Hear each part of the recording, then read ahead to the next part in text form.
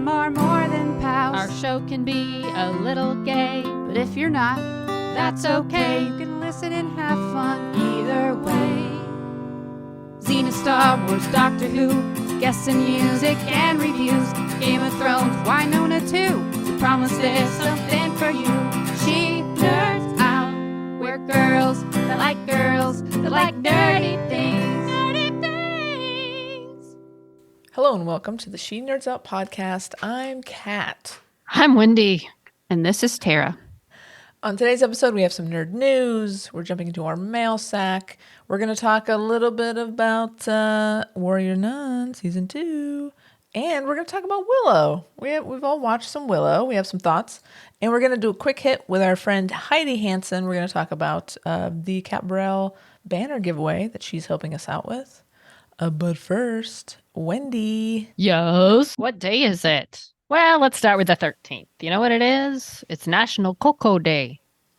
If you've ever watched a Hallmark Christmas movie, you know they drink a lot of cocoa. So 'tis the season. Have some hot cocoa. The 14th is National Alabama Day. Oh. When's Texas Day? When's California Day? Happy National Alabama Day.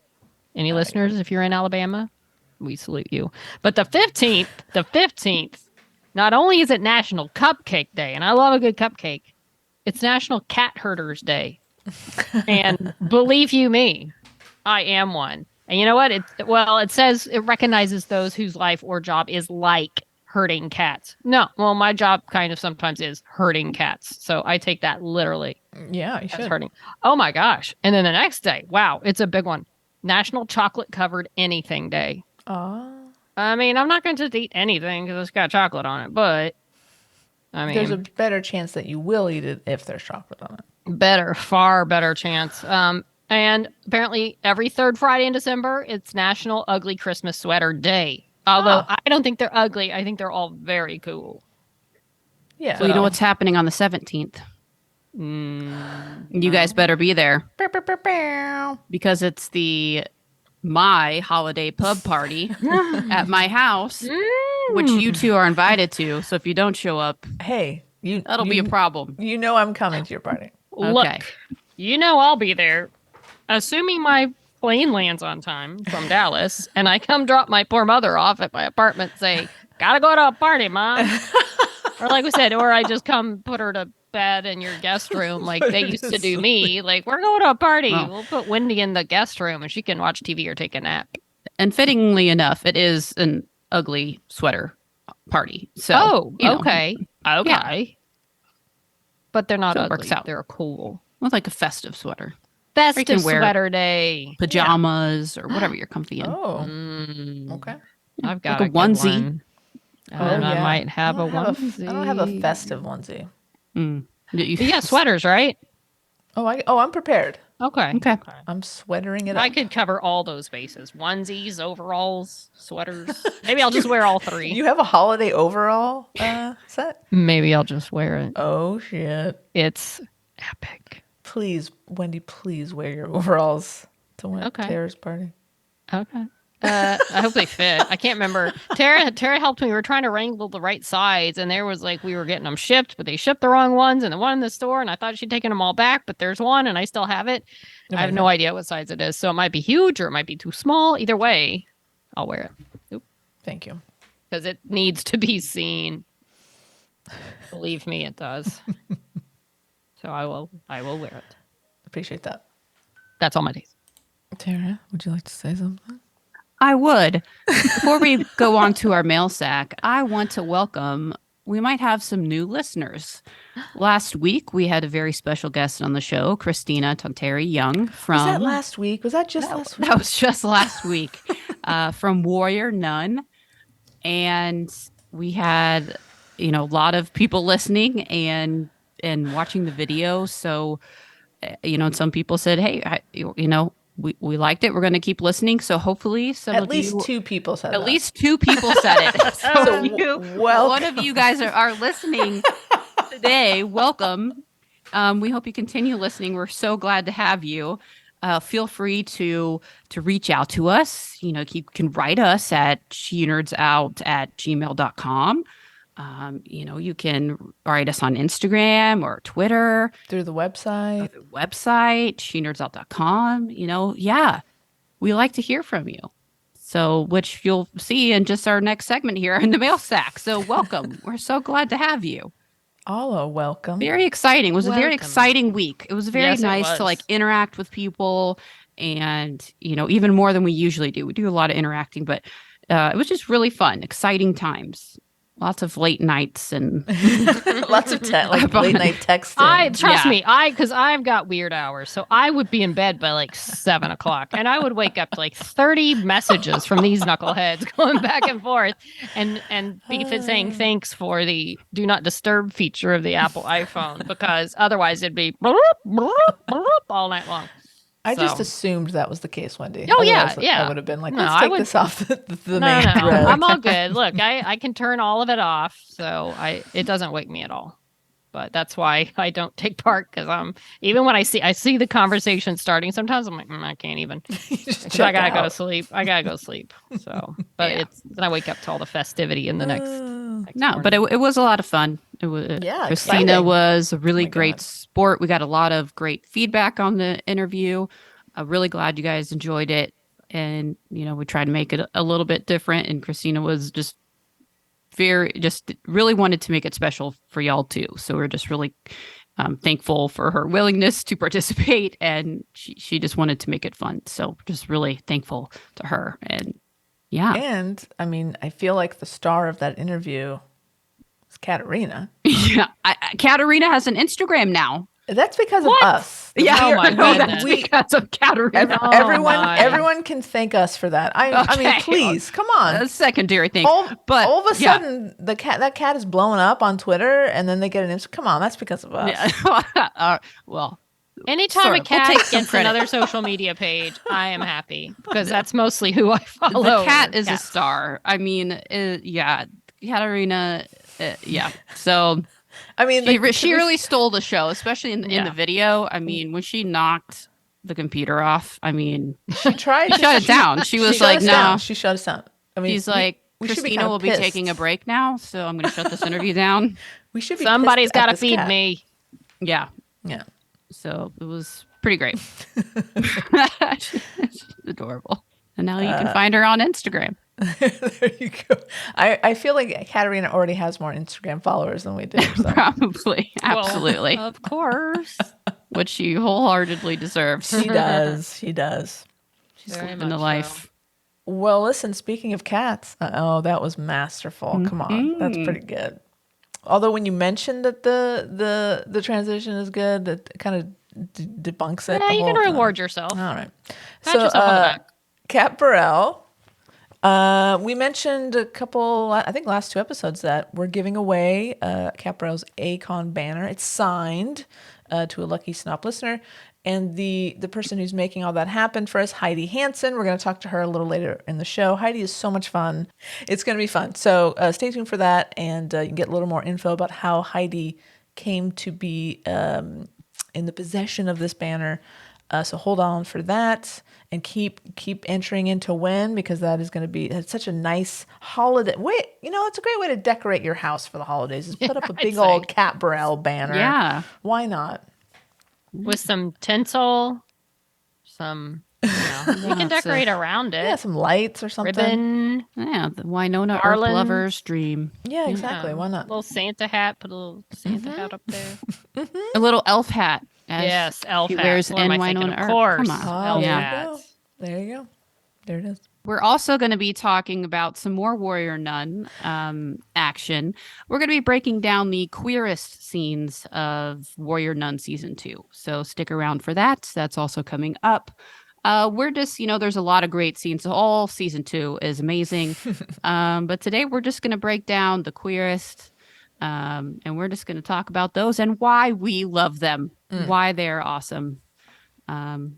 It's coming up a little bit later. Mm-hmm. But first, we're going to go to the mail sack. Oh. The first mail is from Liz, and it's short and to the point. Liz says, "Girls, I won't spoil it. Here's the new Indiana Jones trailer. See if you notice anything fucking special at minute 109. Liz yelled those words. So I looked, minute 109. I believe that's the shot that my friend Paul also sort of mentioned to me when this came out. But so I think it looks similar to the Millennium Falcon cockpit when they're going into hyperspace. Yes. I don't think that's what it is. I think it's probably a submarine because I've seen some other underwater type. And I feel like, sorry, it's loud. I'm trying to get one up. Yeah, it very much looks like, I mean, there's different dials up at the front. So it's not the Falcon, but maybe they're doing a little homage. I think it's an homage for sure. I think it's an homage. It's a little, looks like the Falcon going into hyperspace with swirly lights, and It's pretty fun. it's very cool. But yeah, my friend Paul pointed out the same thing. He's like, "Is that the Falcon?" I don't think so, but you never know. It's definitely not the Falcon. No, I think if you tried to put the Millennium Falcon in Indiana Jones 5, Harrison Ford himself would say, "No way are we doing this." Yeah, he would just walk No. off set. Yeah, he'd be like, "No, come on, guys, this is Not stupid." happening. But yeah, we're gonna be talking about that trailer because I mean, ugh, I'm counting the days. Counting the days. It's enjoyable. But thanks, Right. Liz. Yes, it was an awesome trailer, even if that's probably not the. Okay, I've got a mail from Beck. Oh. Beck says, "Hey nerds. Hey, Beck. Beck. So guess what trailer came out this week?" And no, I'm not talking about Indiana Jones.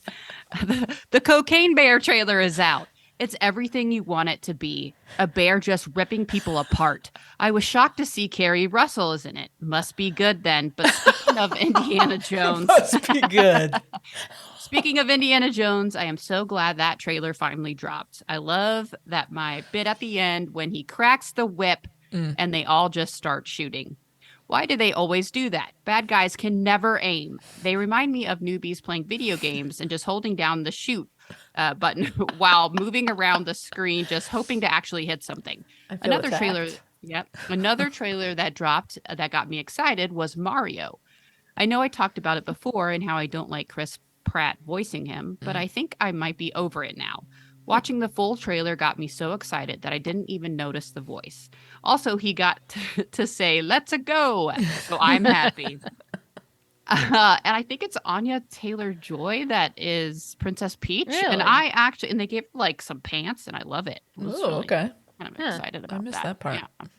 And she's not the damsel in distress. It's Luigi. Luigi gets kidnapped. I love it. Oh, It's kind of That's great. nice. What a twist. What a I'm twist. really very excited. And Princess Peach was kind of like in charge a little bit. Okay.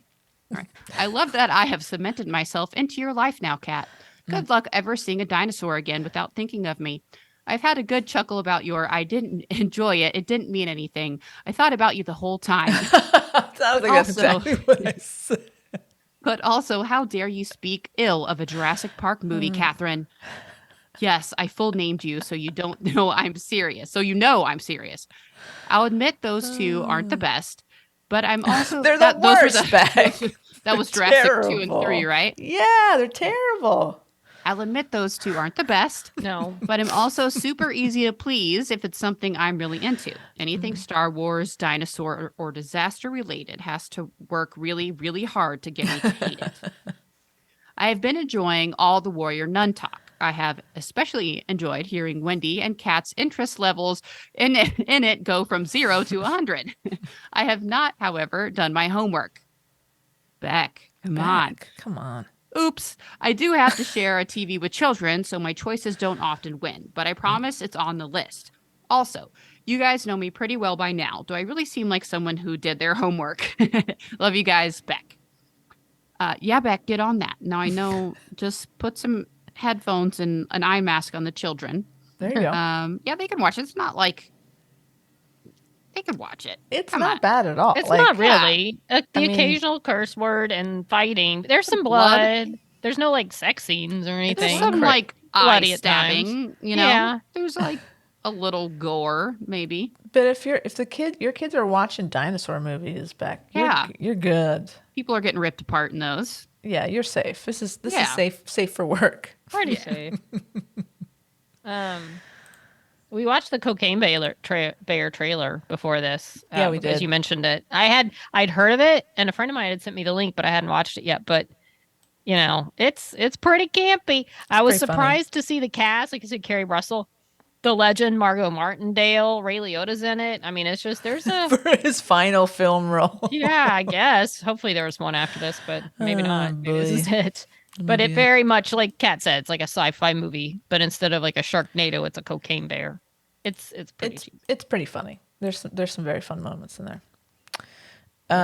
So thank you, Beck. Thanks for inspiring us to watch that. Thanks, It's Beck. based on a true story, actually. Yeah. It's Yeah. kind of crazy. Okay, we have an email from Hildy. She continues to assault us with her photos. Hildy says, "Hi guys, I think I will bring an axe to the table and the battlefield. I feel it suits me well." Of course, Hildy's talking about being a Knight of Snop a lot, which means if you're a new listener, it means you've listened to every episode of Snop. Not our idea.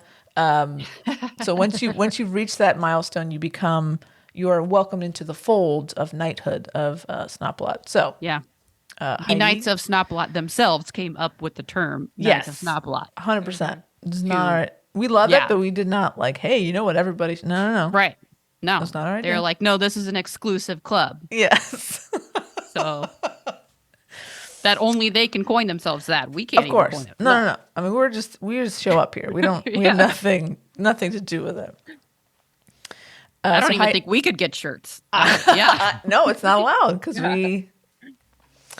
So Heidi is going to bring an axe. That's great. Nice job. Done my homework and watched all of Warrior Nun. Such a teacher's pet. Beck, interesting. What a difference, huh? Nice job, Heidi. I needed a couple episodes to get into it, but then I was hooked. I like all the twists and turns in the show. Now it's the season for cringe movies. What's your favorite Christmas movie? Cringe or not? I think you had an episode a couple years ago when you talked about this, but maybe it has changed. Keep on nerding. I will be listening. Hildy. And here's an incredibly beautiful photo, probably taken from Hildy's back fucking yard. Yeah. She says the temperature is below freezing here, and that means snow. I am not Beautiful. a happy camper. Hildy lives in the fjords, right? Yes, she's In in the fjords. This looks like Hogsmeade That was the word Village today. in It looks cold. Harry Potter. Did you see the video? Have you watched the video? No, I haven't. It's just a winter wonderland. Wow. Incredible. Amazing. So thank you, Hildy. And Favorite Christmas incredible. movie? Oh yeah. Let's not skip that because mine, as cheesy as this may be, is still A Godwin Christmas from Hallmark, which I think it was back then too. great. Also, Nine Lives of Christmas, The Nine Kittens of Christmas, The Nutcracker Christmas, Wow, you forgot Dear about this. Santa, and Crashing Through the Snow. How many of those involve Amy Acker? 3, and the other 3 involve Kimberly Sustad. Mm. So and Okay. Godwin Christmas is my, I could almost Number quote the one. thing now. But then of course, if you're also counting things like Charlie Brown Christmas, Rudolph, all those, I love those. classics. So, yeah, obviously all of those. But And Kat Barrell's in that Godwink one, right? no, she's in the Oh, that's a third or different fourth one. They've Okay. done 3 or 4, maybe 5, but the first one to me is by far my favorite with Kimberly and Paul Campbell. one. Got it. Yeah. Tara, what are your favorites at the moment? Oh man, I can't. I'm blanking right now Okay. on some. Come back to me. I mean, Christmas Story will always be my favorite. It's always number one. And I kind of, it fluctuates. I mean, you can't beat Charlie Brown Christmas, but that's like 20 Oh, yeah. minutes. It's not really a movie. I But- think it's long. Well, you're right. It is 20 minutes. It's like 20 minutes. Rudolph's an hour. It's not really. Yeah. 45. But because I'm going against I'm going outside of the rules here, Hildy, so please forgive me.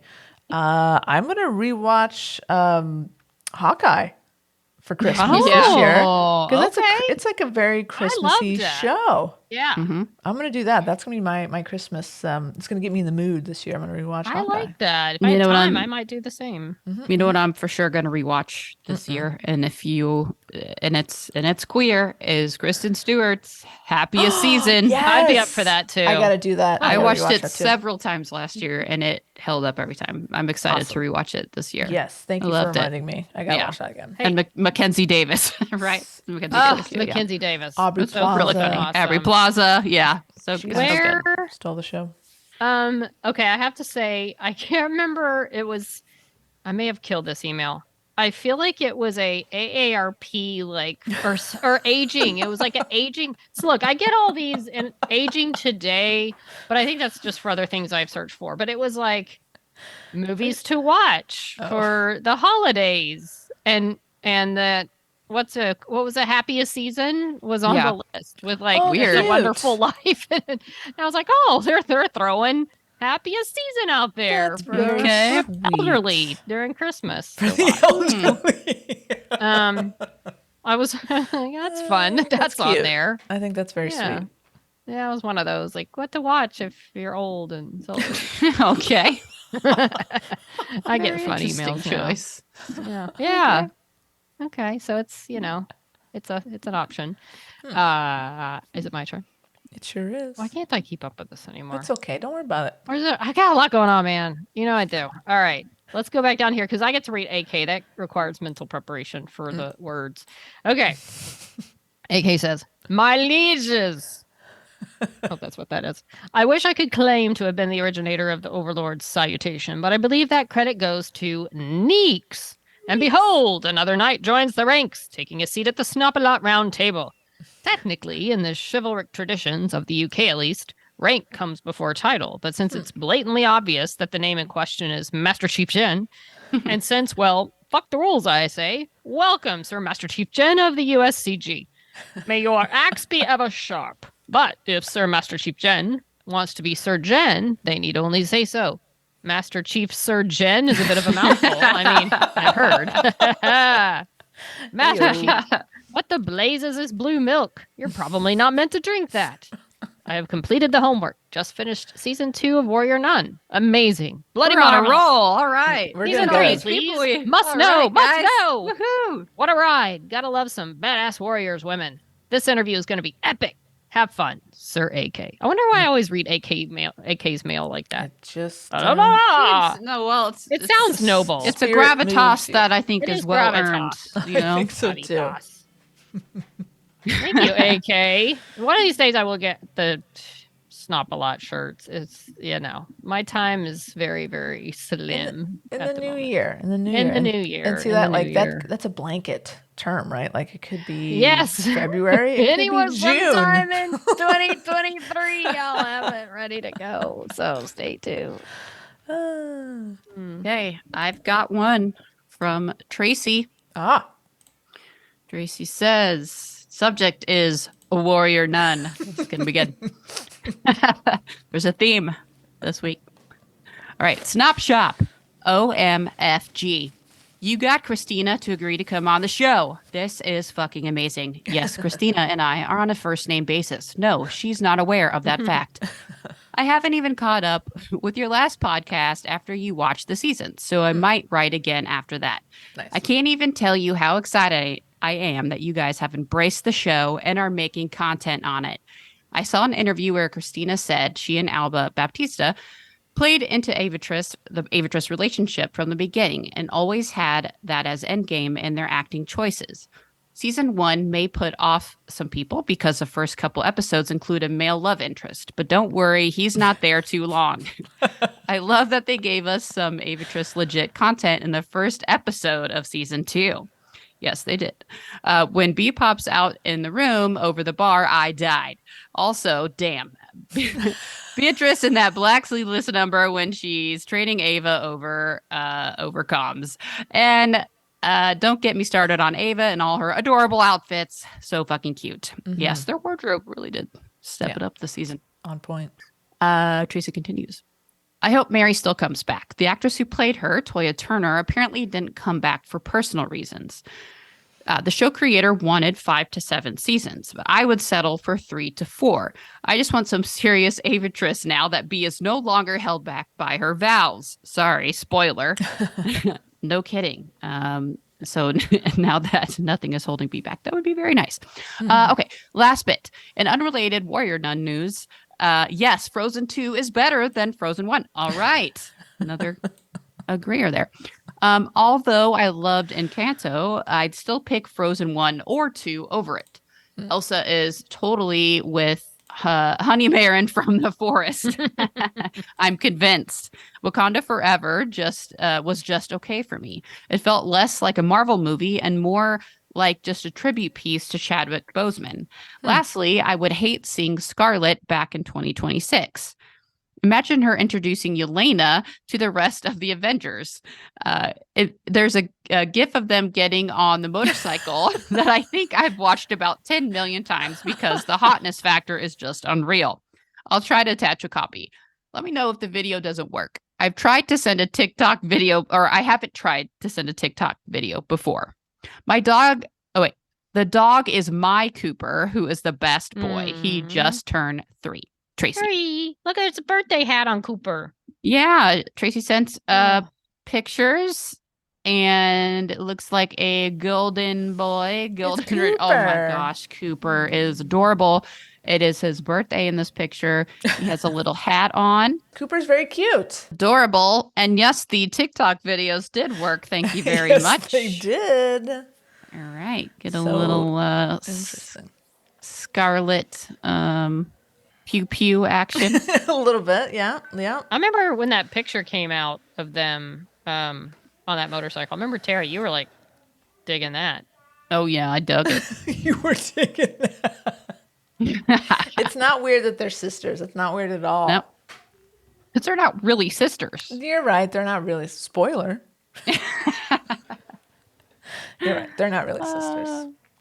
Look at Cooper. He's adorable. Such a cute boy. Such a great name for a dog, too. Yeah. It's a solid dog name. He is so cute. Oh, my goodness. All right.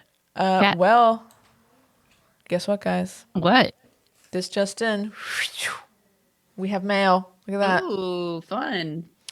It looks, I mean, I think it's maybe a Christmas card. We got something in our P.O. box. It's a very cute, I think it's hand drawn. I think that penguin is hand drawn. Ooh, cute. Got a little hat on, a scarf. And I'm going to open her up here. It says warmest wishes. Oh boy. There's something inside. There's a cute puppy on the front. Aw. And it says, "Hey ladies, longtime listener, first time mailing a card. Thank you for making my mornings a joy. I hope this new year brings you health, love, and friends. Looking forward to more silliness. What are you talking about? Looking forward to more silliness from you, Marissa, aka on Twitter at StratBase, and Instagram, at Marissa AR. Yes, Marissa, how are you? This is so fun. Very cool. Hope this Christmas is a cozy one. Kat, Tara, and Wendy, sending you a picture of my 2 furry babies. Oh, babies. Okay. Forgive me, Marissa. The Westie's name is Espy. I'm going to go with Espy. And then the Chihuahua is Oteal. Oh, so cute.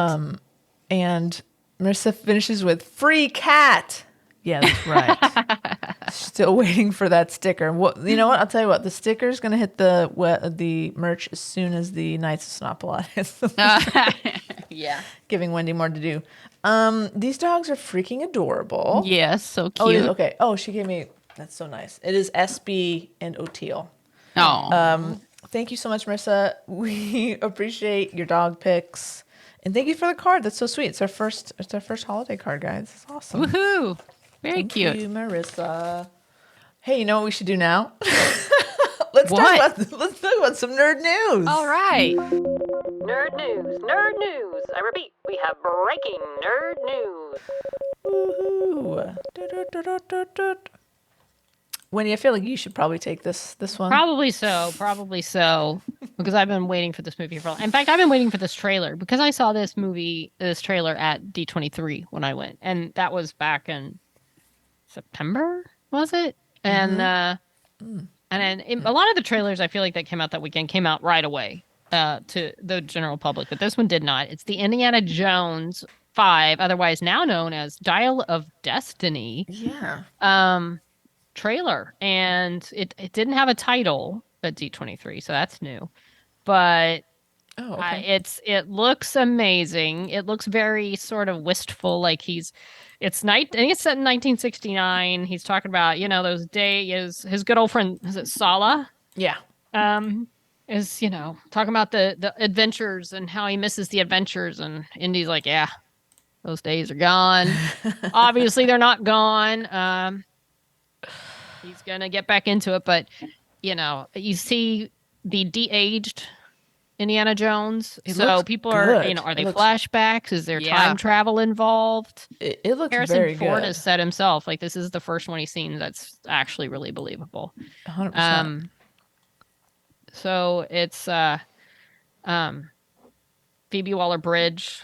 I think she's going to be a great character. I'm She excited looked to really see cool her. in it. She looked Looks great. great. Yeah. She plays his goddaughter. Which I'm guessing is Brody's. I think it's Marcus Brody. I bet it's his daughter.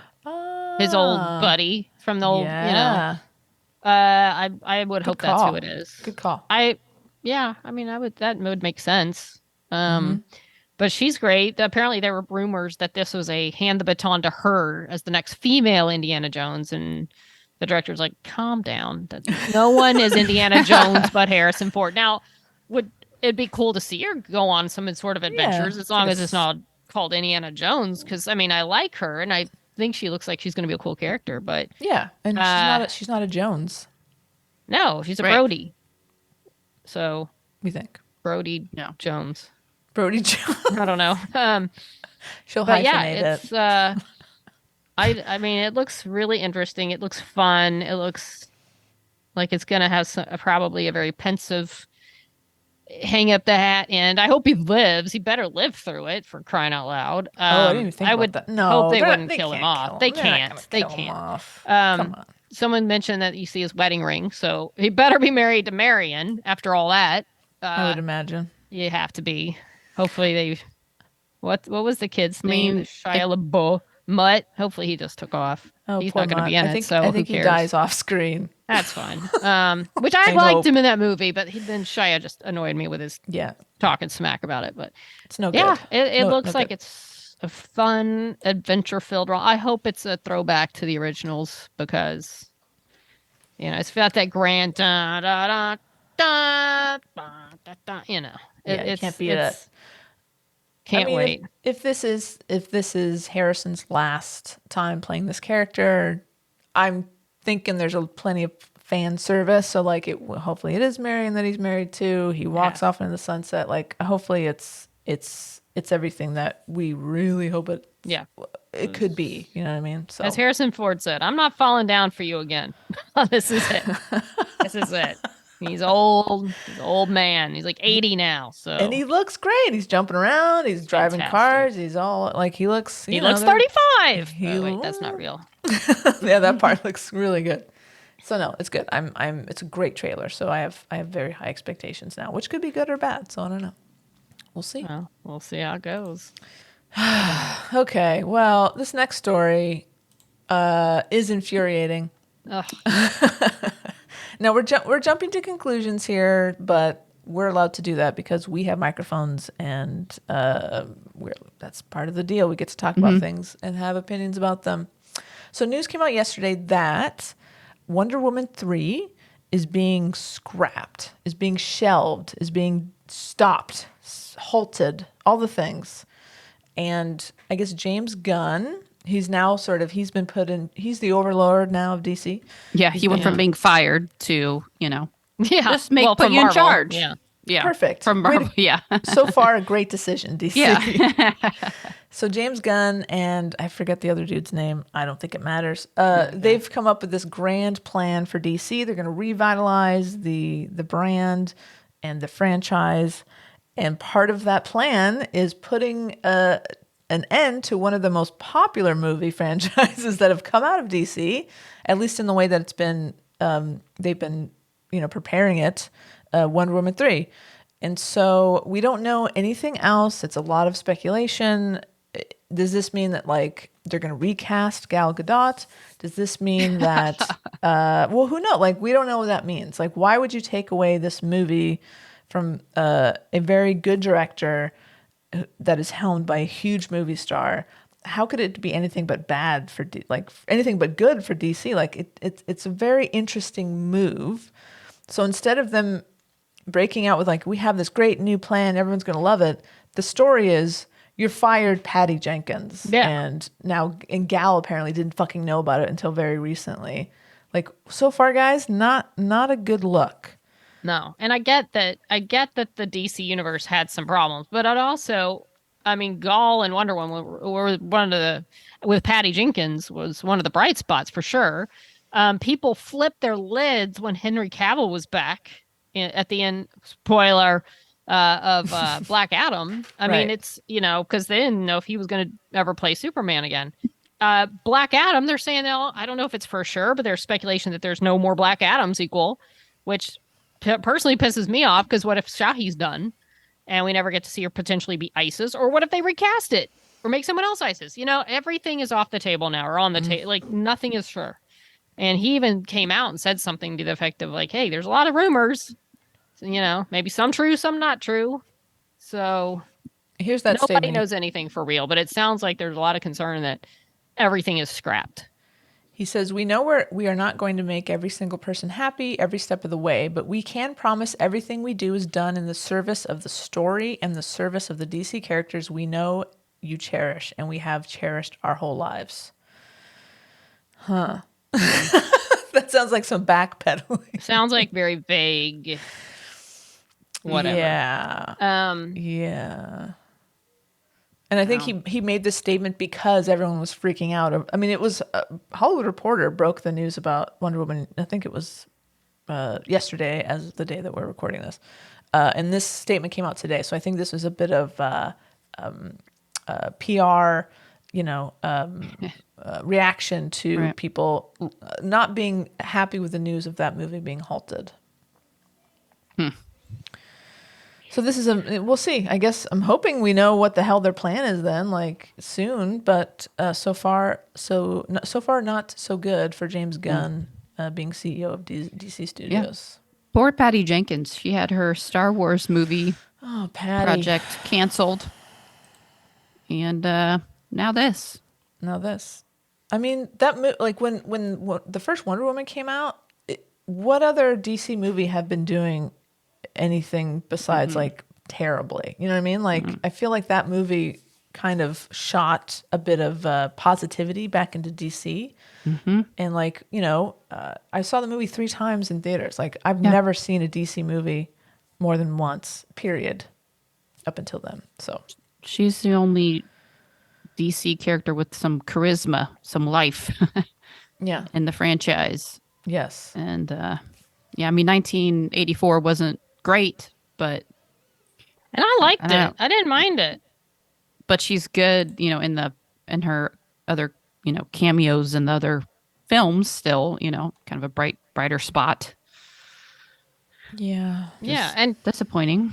The last film introduced Linda Carter. There was thoughts she was going to be in the third one. I mean, I think Patty Jenkins and Gall have earned the right to like finish this out. Now, someone was telling me that I guess Patty had delivered more of a, I guess, like an outline or whatever, like the basics of the like the story, not a full script. So maybe there's a chance that they're still. I mean, they could keep them and they could do a third movie. They could just rework it or change directions. I mean, Guardians of the Galaxy trailer came out too that he did.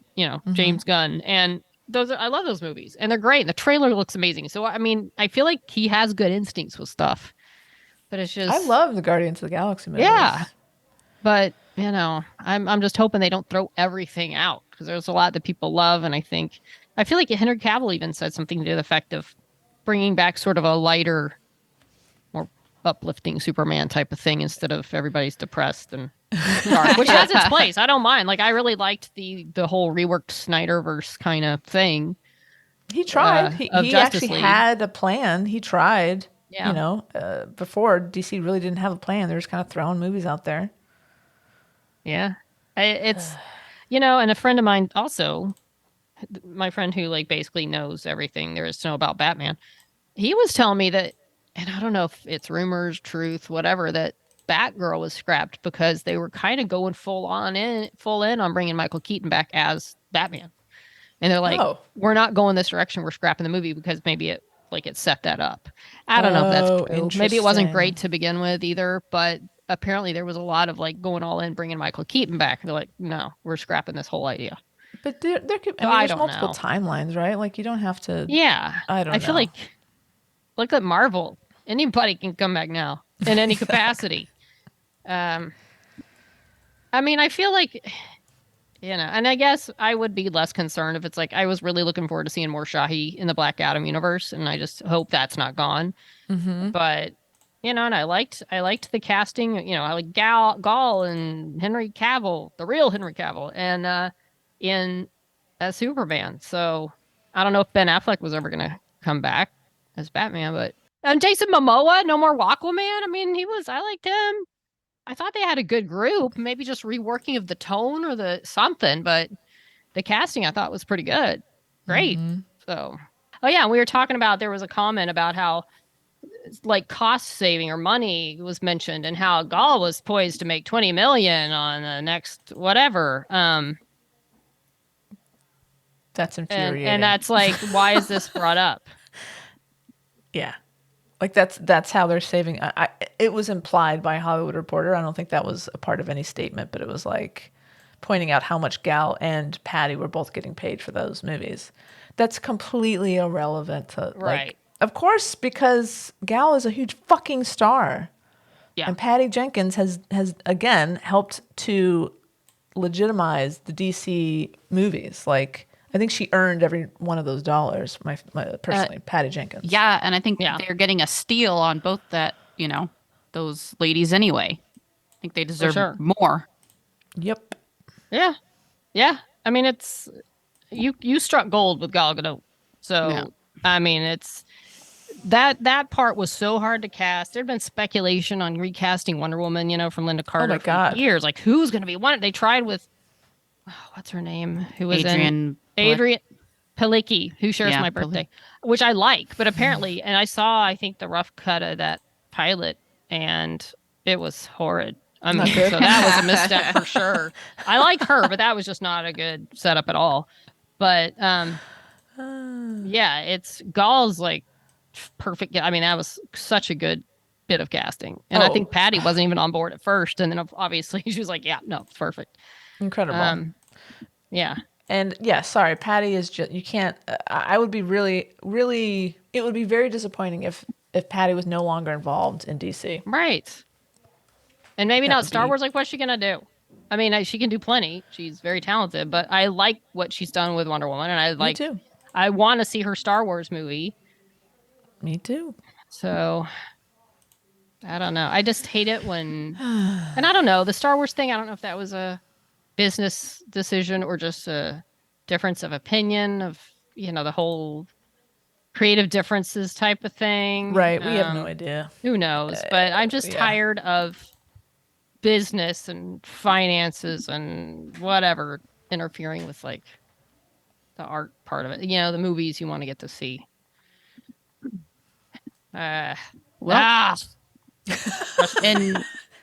In better news, the Respect for Marriage Act. Hey, passed. That's a right turn, but it's a good turn. Passed by the House of Representatives, enshrining federal protections for same-sex and interracial marriage. Sending it to President Joe Biden. The fact that we had to have this passed into law is infuriating, but good. This is good news. It means people who are married, like Leah and I are married. We get it, Kat. We know, Kat. We know. We get it. So we can stay married. We can stay married. Calm down. But it's great news. It's really good news. Thank goodness. It's good news. Yeah, that's good news. Jesus. I'm glad you won't be forcefully unwed anytime soon. We are glad. Too. We tease, but we are glad. Yes, it's very good. It's amazing, but it is sad that, this is still just, a concern that could just have equal rights. God thing. forbid.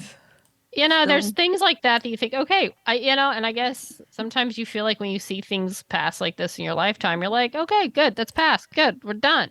But then, as we've seen in the last year or so, no, the whole different group gets in there and they can take it right away. Right. They can reverse anything that's ever been done. So Nothing is final. nothing Right. is It's just final. like, okay. Yeah, it's so this is a good thing. Yeah, it was a big day. I work in the news business. I'm gonna make that my thing. Tara works at a hospital. Kat's married. I work in the news business. You know. I love it. You're a news gal.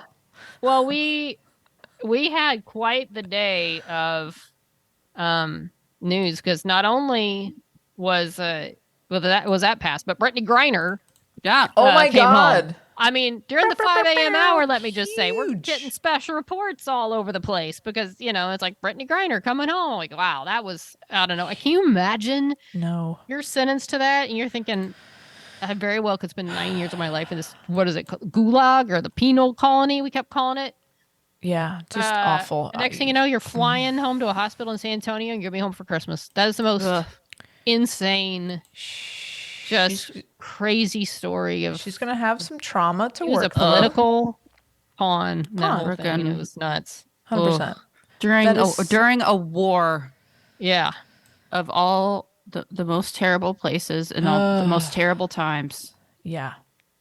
Just What tremendously horrible. good news for her to be back. Yeah. I That was can't wild because I feel imagine. like for all the stories we'd had and all the the keeping up with it and for all the her trial's back. It's like I feel like I hadn't really seen anything about her lately, and all of a sudden, boom! Special report pops up. It's like she's coming home. She's like on a plane. It's like wow, that was some behind the scenes working that out. Mm-hmm. Oh yeah, for sure. And just on top of everything, how just terrible in general, to be a queer person in Russia, in wartime penal colony. I mean, just And, so like, many layers of terribleness. Yeah. She she's like what, 7'2"? Like she, it's Is not she like she that can tall? just. Wow. She is Yeah. very tall. Clearly an athlete. Like she's not gonna Yeah. just blend in. You know what I mean? Right. Like you notice Brittany Griner wherever she is. Right.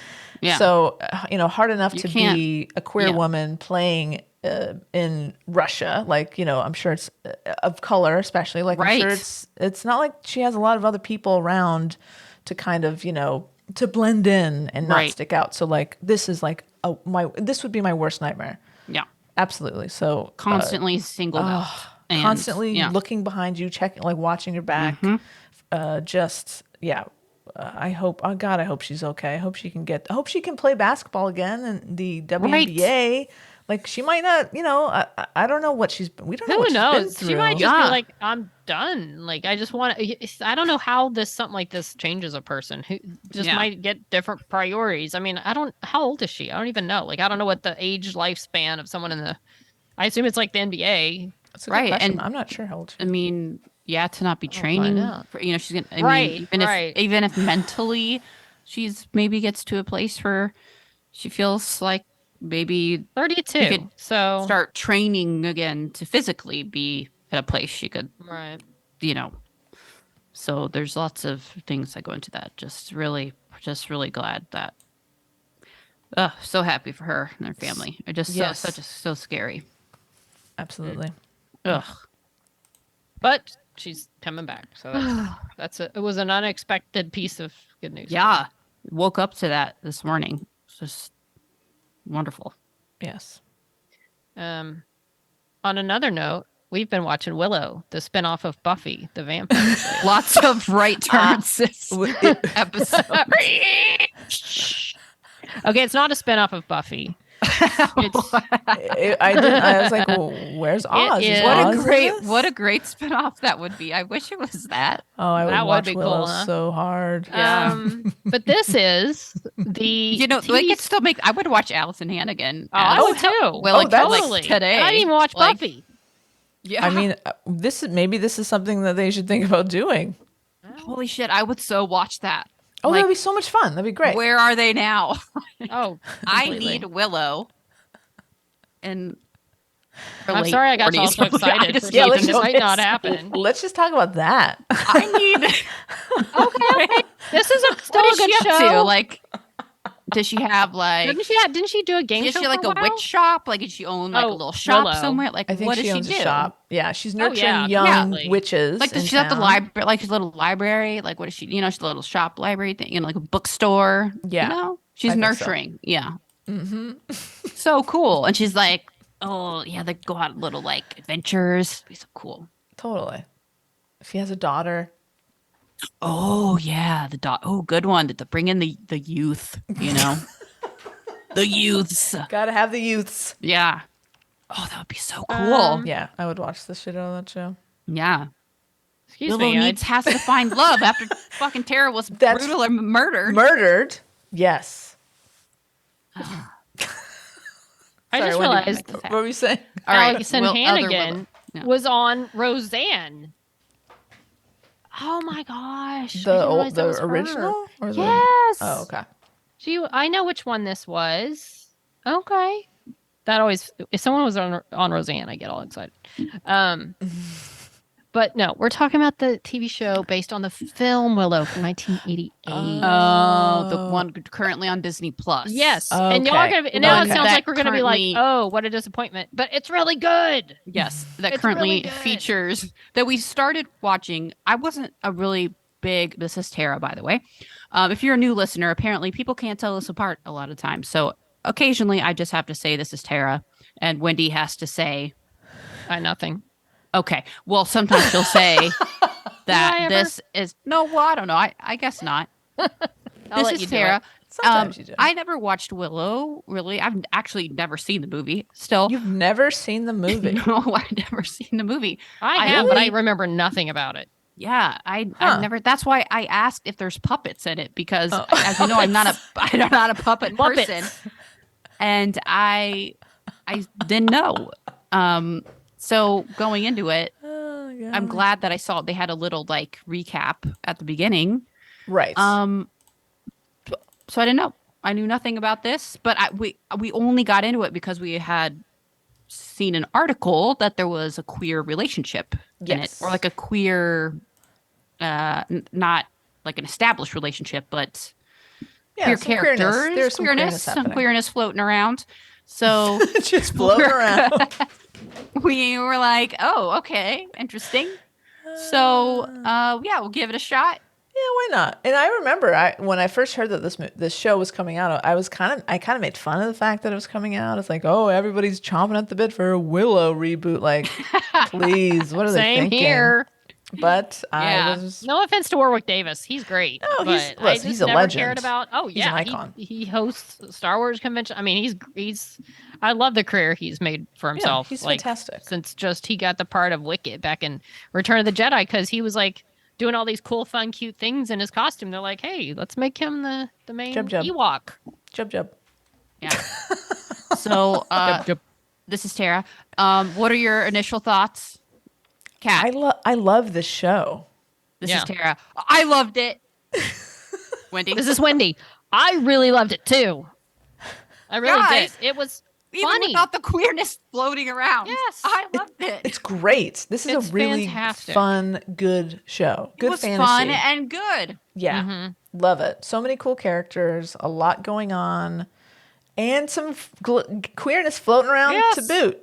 Come on. I love the main two women. And the one, I forget her name, not the princess, but her friend who wants to be a knight is from Solo. She I was like gonna the say, where is she from? She's not from villain, Solo. but the one you think's a villain, but you turns out she's just fighting for her people kind of thing. Oh, I remember. Yes. Yeah. And Very Solo. distinctive look. Like Yeah. she's so interesting looking. I love her. Yeah, I She's love beautiful. the two main. I love all the Yeah. all the characters are great. Yeah, no, Yes. this is a really good So- show. Yeah. You haven't watched it yet. It's not really a spoiler because the bulk, like some of the main queer, like the queerness. Okay, so Warrior Nun people that have watched all of Warrior Nun seasons 1 and 2. As I was watching Willow, knowing that like, okay, some queerness, and I had read the article, so I already knew, spoiler alert, okay, if you don't want to be spoiled Yes, by spoiler, a Willow, okay, turn it off now, because this happens in the first 19 minutes of the show, okay? There you go. So Yeah. here is a little contrast to Warrior Nun. Warrior Nun is the slowest, burniest show of all the slowest, burniest shows, queerest shows you can really like watch currently right now, right? Fair. Okay. Currently. Okay. Currently.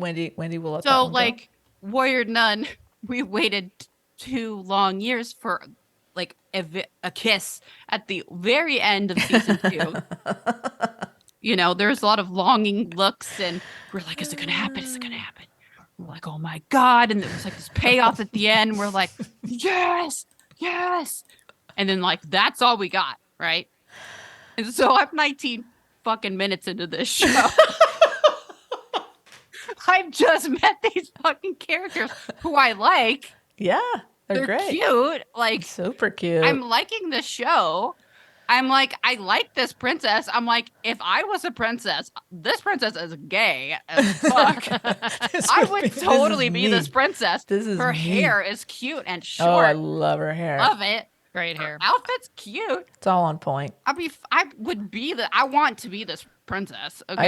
I do too. 19 minutes in, clearly from the first 3 minutes Went of the back show, and noted the minutes. I didn't need an article to tell me the show was gay. Okay. I was like, whoa, these people are into each other. Okay. Yeah, it's like queer. Okay. So that happened, and I was like, all right, there's definitely some chemistry there between these two characters. So it's this princess who's like total, tomboy, very, very cute. And her best friend / like knight / protector person, right? And they're kind of on a cliff, like fighting and training or whatever. And the princess has to marry this guy. Really, he ends up being really nice, and they go off on an adventure. And but before, like that night, she has to basically meet this guy. The next day, they're supposed to be married.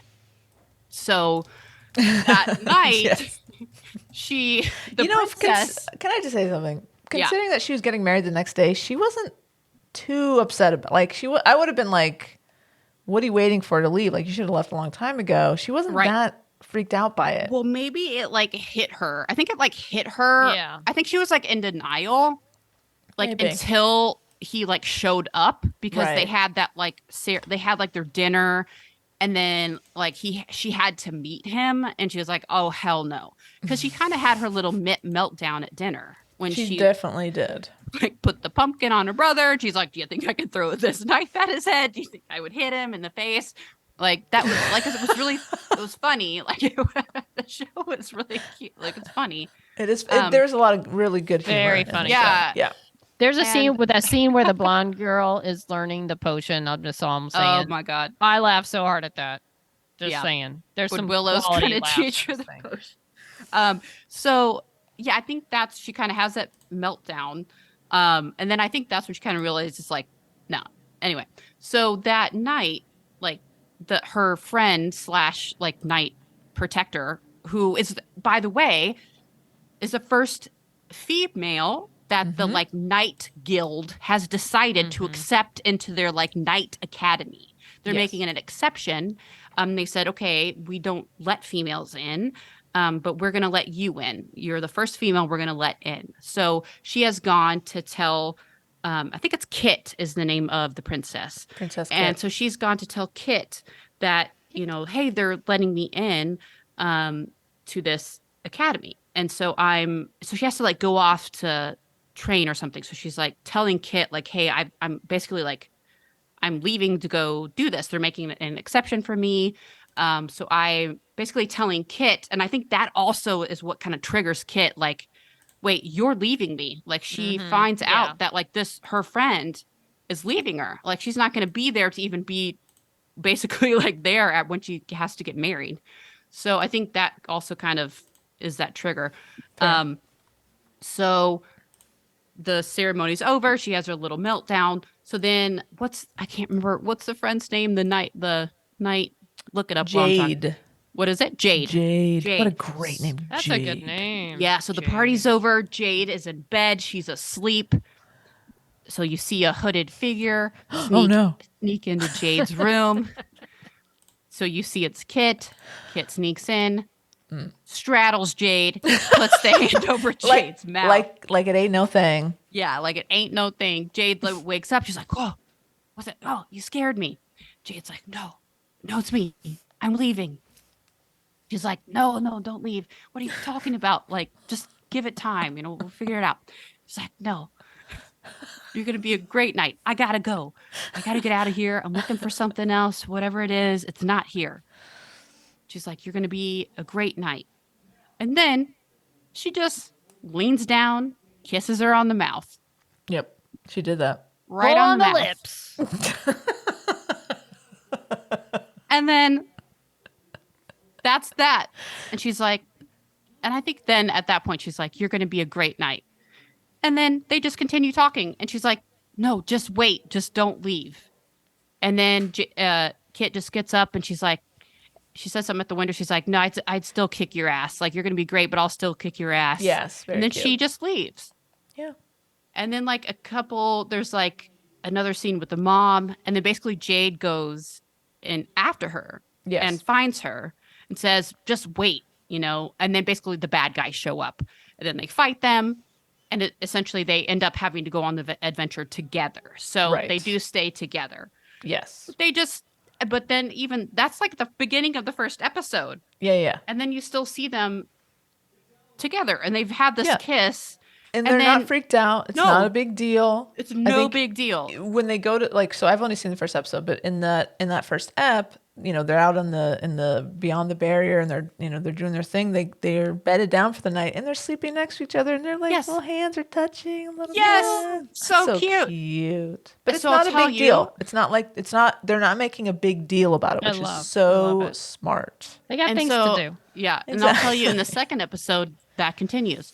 They have some really smart exchanges and just some looks but it's never like discussed. There's never Like, we have to talk about how do we feel and but right. Yeah. you don't need So- it. I think the only thing that I won't even say, I think bothered is like a strong word. Is I think it didn't carry like a lot of emotional weight for me because not that I think it was really supposed to, but I guess like what was the point of it? Here's what I think's the point. I think maybe on one hand, there's a bit of they want to establish like there's some sort of more than friends thing and not have one of the points of this season being, oh, are they more than friends? Do they know what they are to each other? Do they need to figure this out? It's like, no, it's like Right. there was a kiss. They didn't freak out. It's kind of a thing. It's not, I mean, they're obviously very close and care for each other, but they're not.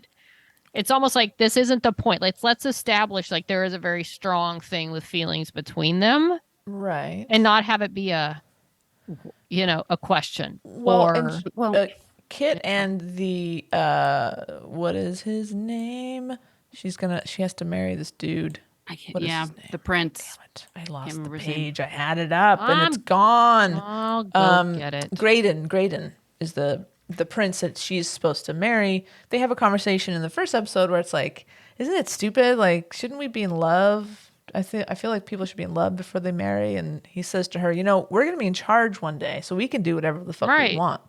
I They're think on the the same setup, page with this. the setup is they're not going to get married. Graydon and Kit don't get married. Kit and Jade are in love, and the queen is going to see this and be like, you know what? The old ways are wrong. I want you to be with who you love. And because we know that it's Jade, I think maybe that's that. Maybe there's going to be some sort of payoff with all that storyline because of I agree totally. What I'm asking is, what was the point of having that random kiss in that moment? Because she thought she wasn't going to see her again. She was going off, and then the other woman, Jade, was going to go Fair be a enough. knight. Okay. maybe Didn't know she'd and never maybe see she's her trying again. to convince her to come with her. Maybe She didn't ask her to come with her. I didn't mind. I don't think every kiss well, has to okay. be She did. like I a think- beat all end Are you all. sure she No. didn't ask her to come with her? No. She didn't ask her until the next scene after Jade had already followed her. She didn't. Now, this is Gotcha. Tara. Let me preface this by saying I am a big, big fan of ladies kissing. Big time. Oh, you I are? want to see it whenever possible. But to me, especially after watching Warrior Nun, having to wait so long for that, this just felt very Rushed? unearned. Oh, Rushed. interesting. Kind of like, and again, I wasn't bothered by it. It just was like, just, I don't know. I don't know what the word is. Just kind of like, I think I just went kind of like, huh. I definitely went like, not oh. usually the I definitely reaction went that like, you oh. have when two ladies kiss. I think I would have felt better if there would have been like something after they kissed, like even to be like there was just like it was just like no reaction, especially from Jade. Like there was a kiss and Jade was just like looking at her. There wasn't even like a surprised look on Jade's face. She was just like, no, just don't, just like wait a second. She wasn't even like, Because maybe they had I done that care before. about. She wasn't even like, I care about you. Well, maybe they had done that's that what before. I'm thinking. I don't know. That was good chance that wasn't the first kiss. Good point. Maybe, We don't but know. I didn't even get that vibe either. I don't know. It just Interesting. Didn't bother me at all.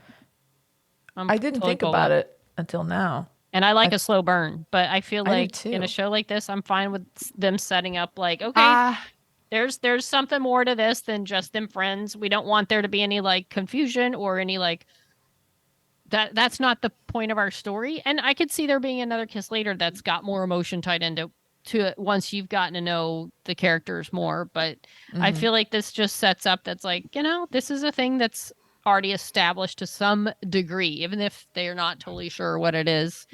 I don't know. I was fine with it. I think if a kiss had happened before, there would have been a lot more jealousy and emotion from Jade when she had to watch like Kit having to get married and like That's true. saying goodbye. She was and pretty like okay having to with like it. saying, like I think there would have just been more Intensity. emotion. Yeah. No, that's a very good point. Huh. I think Interesting. it was just the delivery of it was a little bit off for me, but I wasn't bothered. I mean, it was a bold choice, and I'm fine with it. I think because we don't see it very often. We don't see that just like laid out there and we're not making a huge deal about it. It just happens, So I'm okay. So putting myself in a place, so thinking, okay, I'm gonna think of if it was a man and a woman, so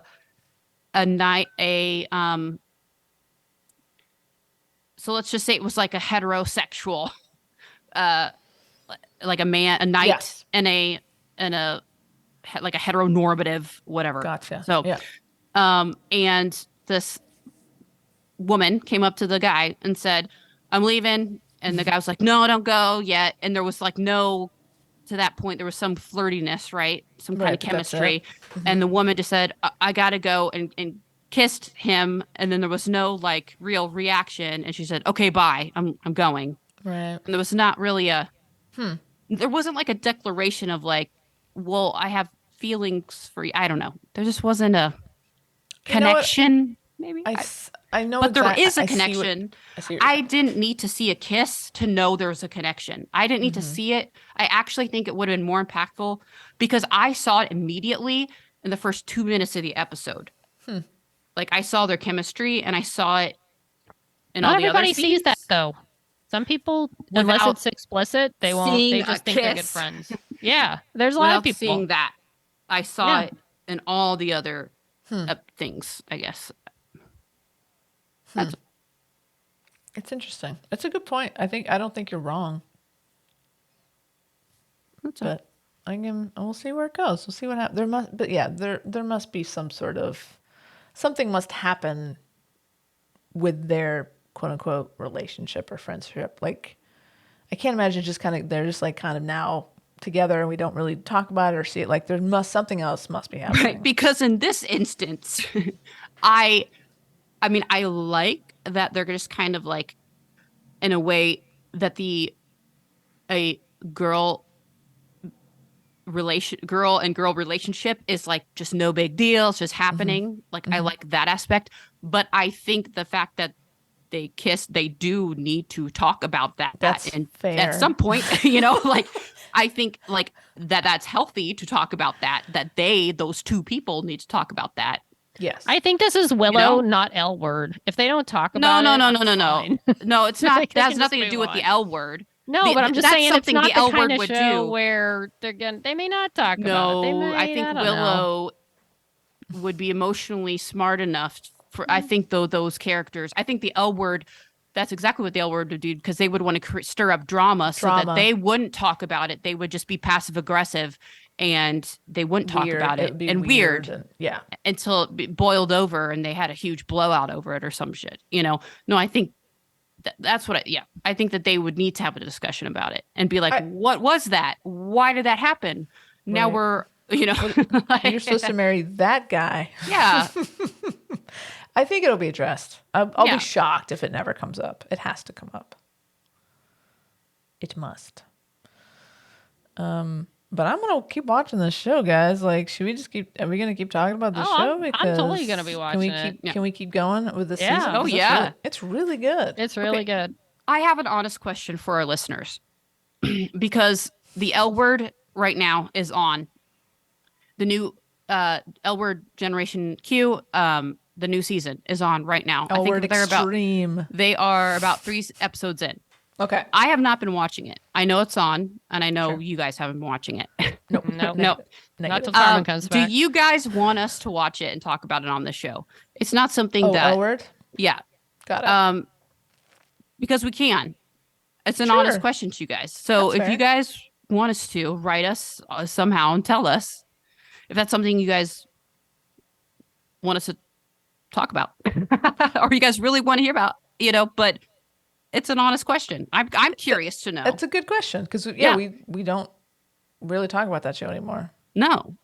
I mean, we could talk about L word, or we talk about Willow, where there's swords and horses jumping off of cliffs. Obviously that's and more sorcerers. It's nerd and queer, so definitely it's not like an either or, but like L word is like definitely gay. It's so like queer. I think it's our responsibility to ask. Oh, wow. To ask if that's something that they want us to talk about and not completely ignore its existence. It's a fair question. Yeah. Because I think there's a lot of representation on that show. So even though we are really nerdy, we're also really queer. So I want to be fair and I want to make sure that we're doing that. So addressing our listeners' needs. Yes. That's fair. I'd love to know. I'd love to hear the feedback that we get.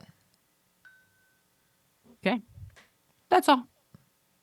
I love that. I love that for us. So next segment, we're going to talk about some season 2, Warrior Nun, super queer scenes. But we have to say goodbye to Wendy. So Wendy didn't join us for this segment or for the Heidi Hansen segment. But here it is.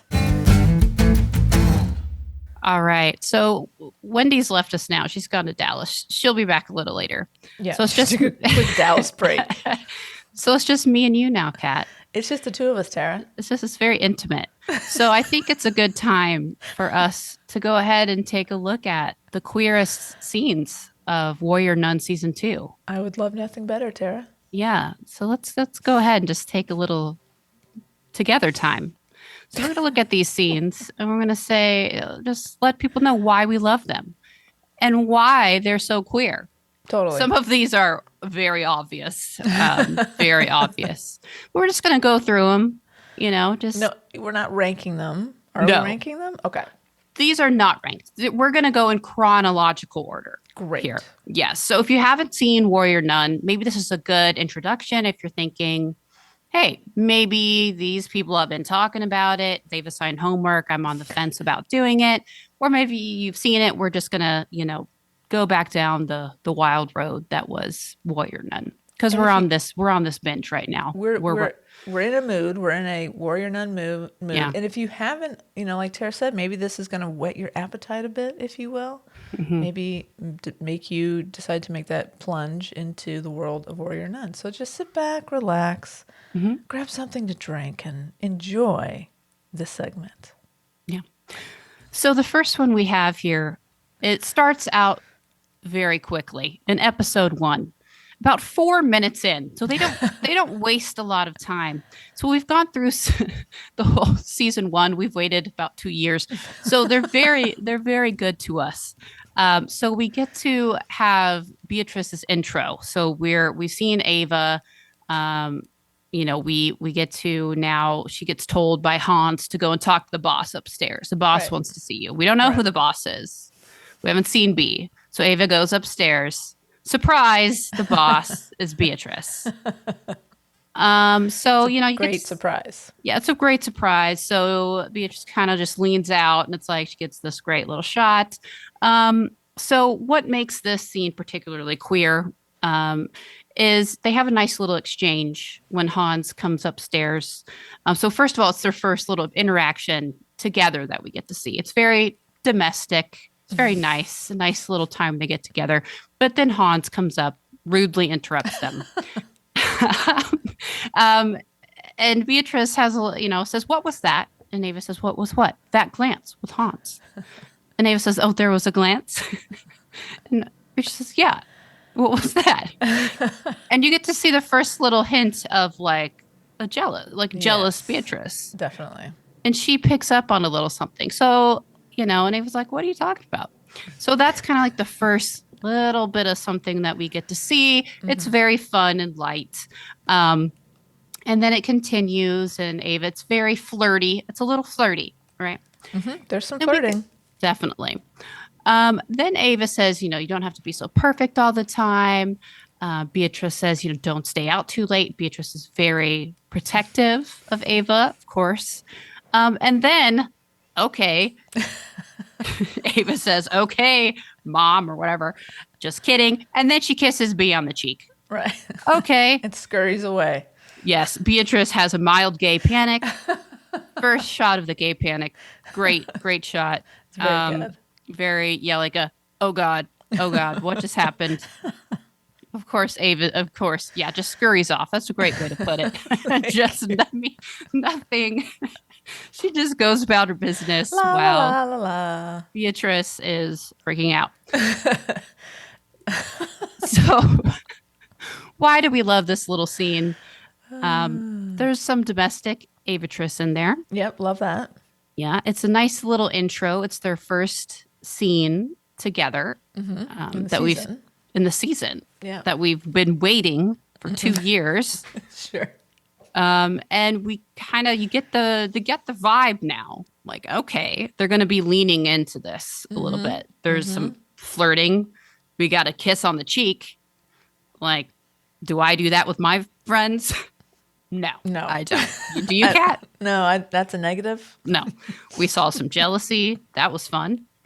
So it was nice. This is your first glimpse of they are leaning into this. This is good. So this is a good sign. The scene is like, oh, good things are to come. Okay. Yeah. So I had scooted up in my seat a little bit for sure. You did a little scoot. I was very happy about this. And when Beatrice did the gay panic, I also did the gay panic a little bit as well. Felt that.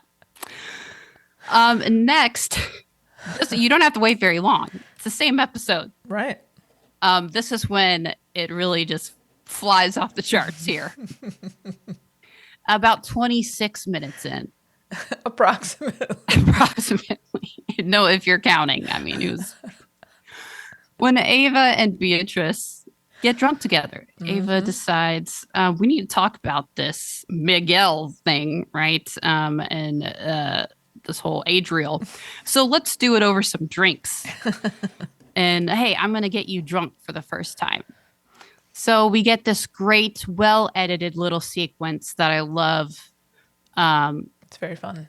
Yes, they're lemon drop shots. Which, by the way, can you get drunk off of lemon drop Yeah, shots? if you do enough of them, you can. Sure can. Okay. There's slow motion dancing. Yes. There's slow motion touching. Yeah. There's slow motion laughing. Yes. There's slow motion staring. Then cut to regular motion touching, laughing, dancing, and staring. Then go back to slow motion. It's masterful editing. Dancing, touching, laughing, staring. Yeah, it's good. It's great. It's really Then good. cut to, just for fun, a slow motion of jumping away from a man that's kind of dancing back towards each other. That was a nice touch. It was just like a fun little, we're laughing and we're dancing. We're just, I'm going to jump towards you. It was a nice, cute little thing. Then they do some more shots. So they're More lemon drops. more lemon drops. Beatrice really loved. That's her drink of choice now, I think. Because it tastes like candy. Yeah. It's like lemonade. You're drinking lemonade. Yeah. It does the job, I guess. Then we get the ultimate. I'm reading your notes. So everyone at home, Tara has gone through, she's done all the work on this segment. And I'm looking at our notes. And I'm enjoying knowing what's coming, so to speak, right before Tara says it. So go ahead, Sarah. Tara, I'm so sorry. I'm just going to read it. I'll just read it how I wrote it. It says more shots, and then it says, then Ava looking longingly and lovingly / eye banging Beatrice. I think we all know that shot I'm talking about. I think we do. It's a great, they just let the shot really linger on Ava's face. And I remember sitting there the first time. I've now watched it hundreds of times. Sure, of The course. first time, I have to think way back to watching this moment, thinking, what the fuck is this? Greatness. Who thought of this? They're just really, this is like an I love you to us. This like felt like this was for us, the fans, you know? Yeah. Like, this is ridiculously awesome. Yeah, it was such a great, and then it was followed by, I have to say, it was like the meanest cutaway ever back to reality. Because it was like all of that, and then a few seconds later, it was like, bam, then they're out, and then they're in the alley, and they're chasing after Miguel. Right. Freaking Miguel, such a You're not a fan. fucking buzzkill. Be nice to Miguel. Well, he gets his comeuppance later, that's for he sure. He does, Tara. He's a good guy. So, why do we love this particular scene? Well, I have one guess. Yeah, there's a lot of obvious reasons. But yeah, by this point, you know clearly they're really going to be all in on Avatrice this season. Yeah. There's no doubting that. Yeah, there's no confusion here. Yeah. And, you know, in the last season, you had Beatrice coming out to Ava and made it clear that, you know, she was interested in women. And, you know, Ava, one of my favorite memes, by the way, of Ava is the bisexual Jesus meme. And it is of her and have you seen it? I don't know. Okay. It's of her. It's like the one, she's like in the bar and she's got her, kind of looks like an 80s. It's like a cute, really cute top. And so anyway, but she is, I'm going to say it. There's, you know, Ava is bisexual, or that's kind of like the canon that's out there, right? Sure, yeah. So but we've never like explicitly, like, this was like the first moment really that I feel like they've really spent a lot of time just dwelling on her. Just really, I mean, we've had a lot of lingering looks between the two of them, right? Certainly. But I feel like this was just like Ava's focused moment. Like, it wasn't kind of a look where they're both looking at each other. Like, this was just an Ava moment where she was really, it was just her just admiring Beatrice, and it almost was like a purposeful, Beatrice was completely unaware, right? And Beatrice was in her moment, dancing, having fun, right? And it was totally just centered around Ava and her feelings for Beatrice and that person, regardless of gender or whatever. And so I just thought that it was just really a very powerful moment. And I think it was just a very important one that they, purposely put in there to, make it clear of Ava's feelings for Beatrice specifically, regardless of, because, they're throwing Miguel in there and, they're, for sure. It can Which be you think like, is this like a love triangle situation going on? Like, we don't know. We don't know. And Ava, right. And regardless if Ava is attracted to men and women, she's clearly attracted to Beatrice. She's bisexual and she's definitely into Beatrice. I think they're making that very clear to anyone, whether you're a new watcher of this show, that these are her feelings.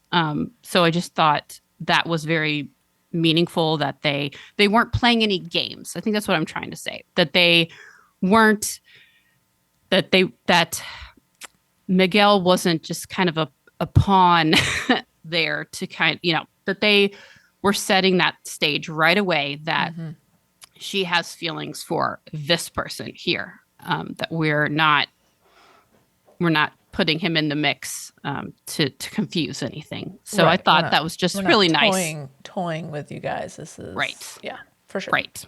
Yeah. That's important. So I appreciated that on many levels. And plus it was just such a nice moment to give her.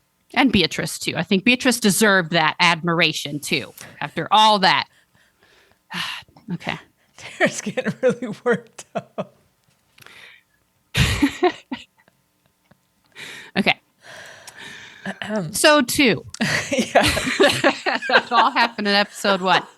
Yes. All right. 2 minutes in. 2:07 to be exact. If you're keeping track. Here we have Ava once again calling out Beatrice for being jealous. That's when they're with Miguel and he's kind of has gone off, and she has the line, "Sometimes I get the feeling that you don't like when I make new friends." And then we're blessed with the Beatrice line of, "That's absurd." And that's when we also get blessed with the other great meme that, on our show last week, Christina said was her favorite meme of all the equations of Beatrice thinking before she says "that's absurd." So I think, just it's a very relatable moment of, when you're called out on what are you talking about? What, am I jealous? I don't know what you're talking about. Friend that like, what? But, because we've all had that friend where you're like, why do I care so much that they're making these new friends? You certainly have. Yeah. Why do I just want to strangle that dude that she's talking to? Right. Now? God, he's not that big of a deal. God, he's not that great. Then just a few minutes later, 5 minutes in, we got the gas station scene, where there's just some great tension in there. When Ava says, "We can't just sit this out, B," and Beatrice says, "Why? Because of the mission, or because he's easy on the eyes?" And Ava says, "Easy on the eyes." By the way, what are you, 70? So they have, yeah. So they have, 70? They have a nice little exchange. Definitely some more, little jealous Beatrice or trying to play it cool, Yeah. like you're under the influence of this. And she has some other line about like at some point, like you're being influenced by this blonde guy or something like that. I don't know. At some point there was another throwaway line about it. But we love it because we got that great line about easy on the eyes and what are you, 70? And just these little So good. moments of tension are just really great for the slow burn buildup. It is. And honestly, as we've seen, jealousy really does bring feelings to the surface. Mm-hmm. It is a great way to find out how you really feel about somebody. Mm-hmm. It's very smart. Very smart. Yeah. Which we get to see front and center again just a few minutes later, about 11 minutes in. And as I was going through, I'm like, boy, this happened all it didn't feel like this when you're watching it, for the first time. But at 11 minutes in, we get the iconic jealous Ava scene where once again, B is in the booth looking longingly at Ava. Oh, she does that a lot. She does. So much so that a random stranger, a girl, sits down next to her, says, I've been watching you watch that girl for 20 minutes. Pretty sad when you're that bad off. So obvious. Just another girl just wants to come over and help you out. What a nice person. Yeah, that is a nice person. Very nice stranger. So at this point, as soon as this girl has cozied up next to Beatrice, Ava, you get these great looks from Ava. And again, these are some great memes that are out there. Like you got the Ava with like the red eyes, like looking the laser beam eyes. So she knows something's up. She is like, who is this bitch? You've got the iconic, like she's scooping the Irish coffee. And the guy's like, I wanted this on the rock. She's like, it's a fucking Irish coffee. Just take it. Just drink it. Like while she's like just not breaking her stare at And who orders an Irish coffee at a bar? Like, who are these people? They serve lemon drops. They serve Irish coffee. Yeah. Anyway. Yeah. So then, of course, Miguel runs in. Here we go. Just runs in. Oh, he's all out of breath. Get out of here, Miguel. Let this play out, Miguel. Let this play out. Get lost, Miguel. Who invited you?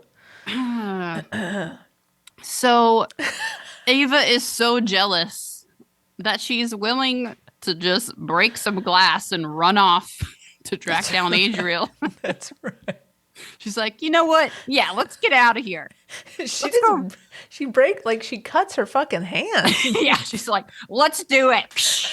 Like, what the hell are you doing? Are you okay? Do you have to go to a hospital? What is wrong with you? She's like, no, it's fine. It's gushing blood. Another wave. Probably could get another. So, yeah, so she's like, B, we gotta go. Yeah, we gotta go. To the hospital. Yeah. So she breaks that up right away. She shuts that down, whatever is happening between Beatrice and that girl. I thought she was going to leave without B, and I was like, oh no, this is going to be bad. Exactly. So did I. I had that flash. I was like, oh no, she's going to go off with Miguel. Oh, that's going to be bad. But no, she wasn't going to leave. That's when you really knew. Oh, no. And there's another time I also thought she was going to leave without Beatrice. And I think it was when when she tries to convince Beatrice to go. And at first I didn't think she was, but that she does ultimately end up going in. Yeah, in the first episode. And I'm glad she did. Me too. But yeah, I I really thought she was. I was like, oh shit, that's not going to end well. Drama. Yeah. But anyway, but obviously we love it because it just shows, it also showed a little balance with jealous Ava. It's nice to see Ava jealous. Yeah, it was. It was very nice. Very entertaining. Yes. So, B's not just out there on her own pining. It's like, no, they both have feelings. It's good. Right. And then we have 24 minutes. So then, they run off with Miguel to interrogate. Miguel has this bright idea to interrogate this guy. So who's a demon. So they go in the warehouse and they're interrogating the guy who's got the demon inside of him. Right. But this is just kind of a little side note. Just this is one of the first of the couple times that basically the demon gets out of his chains, and Ava has to use the halo, the power of the halo, to essentially, blast the demon away, because she sees the demon flying towards B and she's got to save her. And I just have to make a little note because of how much, I say Michael, how much I love Michael, because I just love how Ava, once again, this is a very queer scene to me because of how much Ava just total disregard. She's like, no, B, fuck you, Michael. Bam. She uses the halo, total disregard. She's like, forget him. I'm going to save B. Totally blast the demon and Michael away. He flies like 30 feet, knocked unconscious, but she blasts the demon away from Beatrice, saves her. Save yourselves. Forget him. Yeah, get out of here. So Sorry, I like Michael. that. I like that little one. You like too. that part.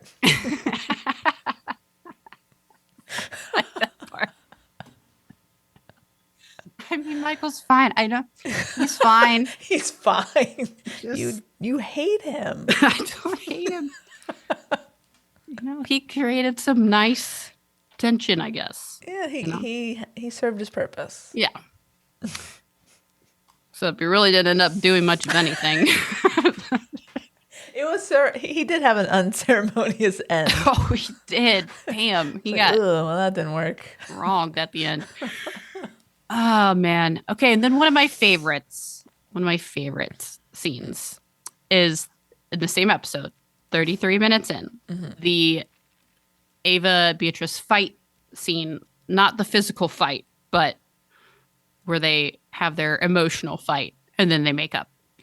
And, I love a good apology. You do. And this has some very good apologies. So at first, Ava apologizes basically for not listening to Beatrice, basically because Beatrice is like, we shouldn't go and do this interrogation. Basically, we shouldn't listen to Michael at all. We shouldn't go do these things. We need to lay low. And Ava says, I should have listened to you. Beatrice says, yes, you should have, but you never do. Some people learn and then actually don't do it anymore, but you don't do that. And then Ava is mad and she has her great line. She's like, excuse the fuck out of me. And goes on. It's really great. And then they both apologize to each other because they are totally mature humans. Totally. And have a healthy relationship. Yes. And it is very sweet. And I love it. And then they receive the message that Mary is, quote, lost. It's very sad. Very sad. They hug and they cry. Yeah. And they hold each other. And then in my mind, they hold each other on the bed for a long time. And I don't remember that. And we love it because, there's great apologies in there. We get the great line of, it's my job, and Ava says, just your job. And Beatrice says, my pleasure. That was like a Scottish accent, but it was my pleasure. I can't do it. It just comes out. My pleasure. No. And we get to see, a little more kind of like domestic Avatrice, some fighting, making up. Yeah. It's always nice. You can't beat a good apology, like you said. The best part of having a fight is making it. Yeah. And that's what they did. Mm-hmm. All right. Then we move on to episode 4. Just another quick one. Once again, Michael has gotten them into quite a pickle when he decides to pick a fight with the whole church. Now that you're mentioning all these, yeah, he's kind of a tool. Yeah. He kind of is an idiot. So B, thank God, swoops in because she's been tracking them, and thank God she was. He's like, I'll never leave you. Totally queer. She's the best. Yeah. She's like, I'm gonna find her. And then so she tracks them down. She swoops in to save the day. She kicks some ass. They reunite. They have a great hug. So I just love, it's totally queer, that amidst this crazy fight going on, they're like, she's like, Beatrice, they find time to hug each other. They're just like, let's have a hug. Let's have this really great, very intimate hug. Let's hug this out. Yeah. And then it becomes clear that these possessed people, they're like, oh shit, we can't fight all these people. So B's like, let go. And she's like, all right, hold on to me. So then, but really she just means B. Like, then B is like holding her. And then Michael's like, okay, I guess I'll hold on Me to. too. I'll just touch your shoulder, I guess. And he's like, all right, whatever. And then whatever. has to use the halo once again. The halo, bam, totally blast Michael.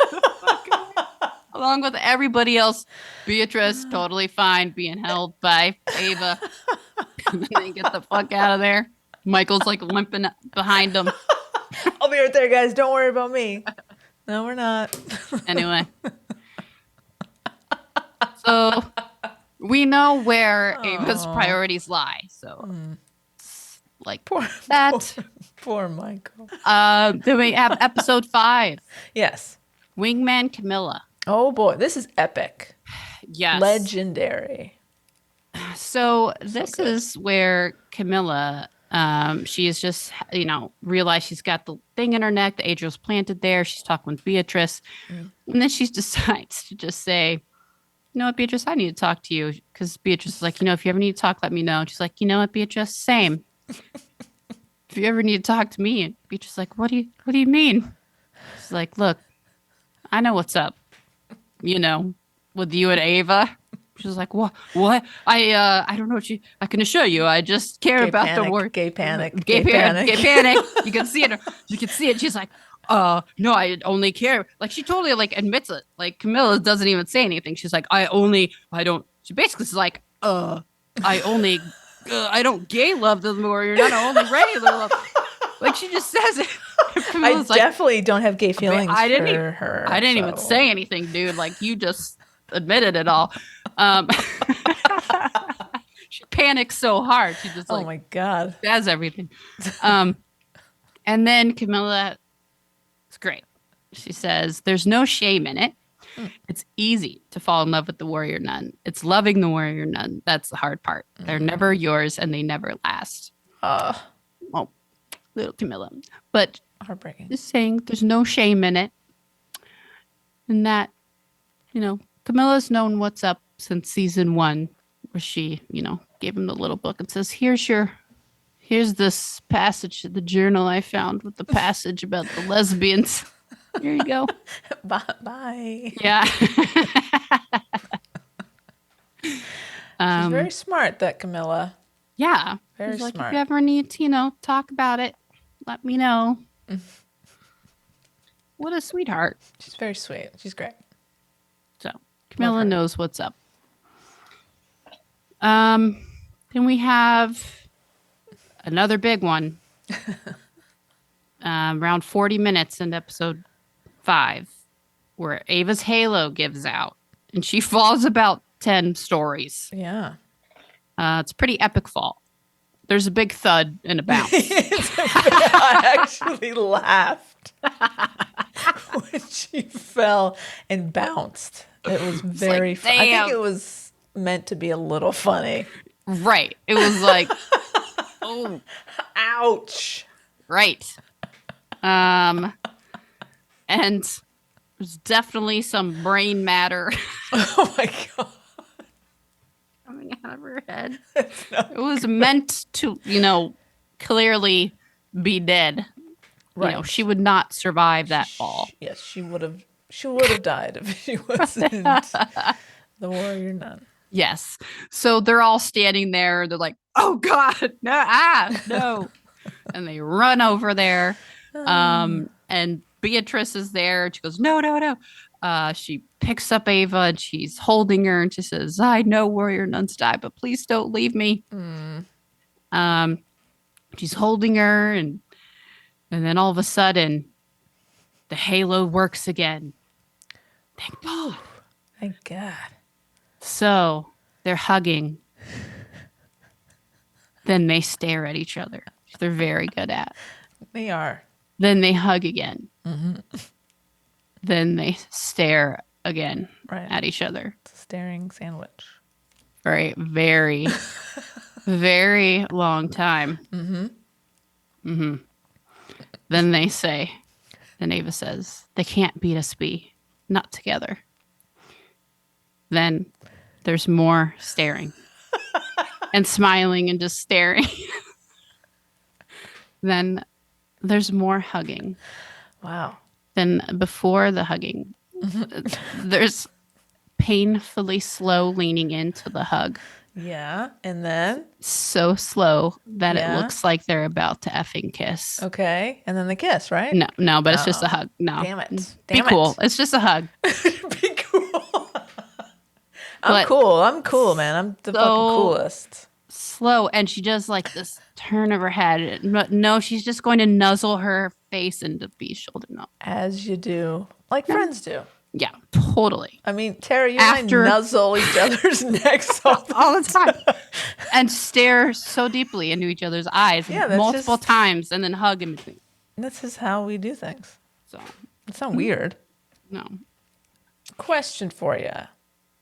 Yes. If you went back and rewatched the entire second season and you cut together all the staring and the looking of longing, how many minutes do you think it would all add up to be? Oh, probably only a few. But I mean, like 2 minutes is a long time to stare at somebody. Like that's uncomfortably long, right? Right. So, but I mean, even 2 minutes is a long time. Right. But I mean, it feels like an eternity in a good way. In a good way. Yeah. Like it's just the right amount. It's not like it feels just the right amount of intensely long to make it feel impactful. Right. To make it feel like, oh my God, like you're sharing an intimate moment with them. Definitely. Yeah. Like you almost feel a little awkward for those people. Like in this scene where she's like, there's like Mother Superior's back there. Like people around. Right. Like you're almost like, oh my God, like they must be like, these two get a room, you know? Like, jeez. I feel like, oh, I'm so sorry. I'm intruding on something. Right. Like these realize. Guys, if we weren't standing here, these guys would definitely be kissing, right? Like, right. So obviously we love this scene because, I mean, well, Ava lives and that's a good part. It's very queer to me. I mean, they obviously have feelings for each other and I love the staring and the longing and the nuzzling. Can't forget about good the nuzzle. The nuzzle is very important, I think. It is very intimate. And again, you don't go nuzzling your friend. No. It's not a thing you do. I mean, yeah, no. Yeah. So love that one. All right. Great scene. Episode 7, quick one. We got, there's a lot of action in this one. So, you know, they don't have a lot of time together in this one, but Ava does ask B to run away with her, you know, or if I did run away, would you come with me? B just very sad. She's having a little kind of like crisis here, basically like, what are we doing here? I don't know if we can do this. And Ava says, you know, if I left, you could teach me how to dance. I could teach you how to drink. And Beatrice says, no, I can't. The end. Oh, ouch. That doesn't feel good. It's not. Yeah. Just, it's just, she asked her to go with her, or if we did, just not going to work out right then, I guess. So, yeah. Sad. So in episode 8, we got Ava. Well, we catch her at around 10 minutes writing a letter to Beatrice. Because now, now I think at this point she knows Michael has convinced her. Thanks, Michael and Rhea. Rhea. She's going on, got to do her thing with Michael here with the secret plan. Divinium bomb. Yeah. Yeah. So she's writing a letter to Beatrice and she gets, that's just totally gay, right? But she gets interrupted by Mother Superior, who I love, but damn you. So we don't know what she ends up writing to her. Right. So anyway, And then by 12 minutes, they're all kind of packing up, getting ready to leave for this mission where they all know that Ava's up to something. She's just not telling them. There's a line where they're kind of getting into the van, and Ava says to Beatrice, she says, you know what's wrong. You have that look in your eye like you're about to Aikido someone into submission. And Beatrice says, then you better not test me then. Because she knows that's something that, like, you're up to something, and I know you're a big fat liar. Anyway. You're a big fat liar. This, I mean, it's not like, really a queer moment, but I guess it kind of on Twitter got some reaction as being like a Beatrice like top moment, as like there's a lot of like memes out there as like, especially with Ava's reaction to that moment of like the ultimate like Beatrice topping Ava a little bit. But anyway, just great internet content. That's why I love it. Just nothing wrong fun. with that. Just look it up for fun. You'll like it. You'll like it. It's just a fun little thing. All right. Then we got the grand finale here. Intense, man. We're already here. Yep. 20 minutes in to the episode 8. 20 minutes and 27 seconds. If you're in a hurry and need to get to this scene very quickly, it's 20:27. Yep. So they are in Adriel's cathedral, and Ava is up to her tricks and has led them to where she said the ark is, but it's not really there. No. And Beatrice has now realized, and poor Yasmin is like, "Where's the ark? It's not here." And I'm Beatrice so is like, "That's because of course it's not here. She lied to us." And Ava says, "Well, yes, because I've got to go do this thing." And then she has her call back to season 1. She says, because things change when you realize that everything's about you. And then, the music kicks in and you're like, what's happening? Like, oh, no. Wait a second. And Beatrice is like, what's going on? And then there's like the lighting, and there's the, you get the flash in your eyes at the cross, and like she's very like ethereal looking, and then you're like, whoa, this has like some weight to it. What's happening here? And then like she's walking towards Beatrice and she's like, I'm doing this so you can live your life, so live it, okay? Beatrice is like, I won't, I can't. Oh. And then you're like, whoa. What's happening? What is actually happening? And then, they have like a little tussle. Like Beatrice like tries to stop her, and they have like she spins her around, and you're like, oh my God, what? And then Ava kisses her. And Beatrice has gay panic. Doesn't know what to do. Has a moment of also what's happening. What is happening? And then she's like, kisses her back. Yeah. And also everyone had the same gay. I mean, I could feel it. I mean, it was great. It was like, it's happening. It's happening. And then the camera is spinning. Yes. Around the music, the hymn for her is on. It's like the lighting, and they're like touching faces and like crying. It's a lot. And then the forehead kiss, which is apparently improv in the moment. Oh, that's cute. And then poof, she was gone. She gone. Man, it's brutal. It was so good though. Yeah, it was such a moment, especially if if you watch from the, like I did from season 1, and kind of when it first came out, 2020, and kind of all the way, and then you're so excited to see season 2, and you're like, oh my God, they have to do it. But still, I didn't know if they're gonna really kiss or do anything, Sure. But by that point, you're thinking they have to, like, what, when, like, is this it? Oh my God. Well, it's the finale. We're running out of time. Right. But like, is this it? Is it going to be now? Is it going to be later? I don't know. Man, I was freaking out. And then is Beatrice going to kiss her? Then Ava kissed her. I mean, okay. That was a plot twist. Yeah. Loved it. Great. And isn't Sister Yasmin just there the whole time? She's just there. Watching. She's just like, and then when she disappears, it kind of cuts this wide shot, and Yasmin's just like there. Like, oh yeah, you're here. And then Yasmin's like, where did she go? She's gonna go kill, like, she's gonna go like sacrifice herself or something like that. And Beatrice is like, no, of course we're gonna go stop her. You know, we gotta go now. Right. So of course Beatrice is not gonna let her do that. No way. Off she goes to save her.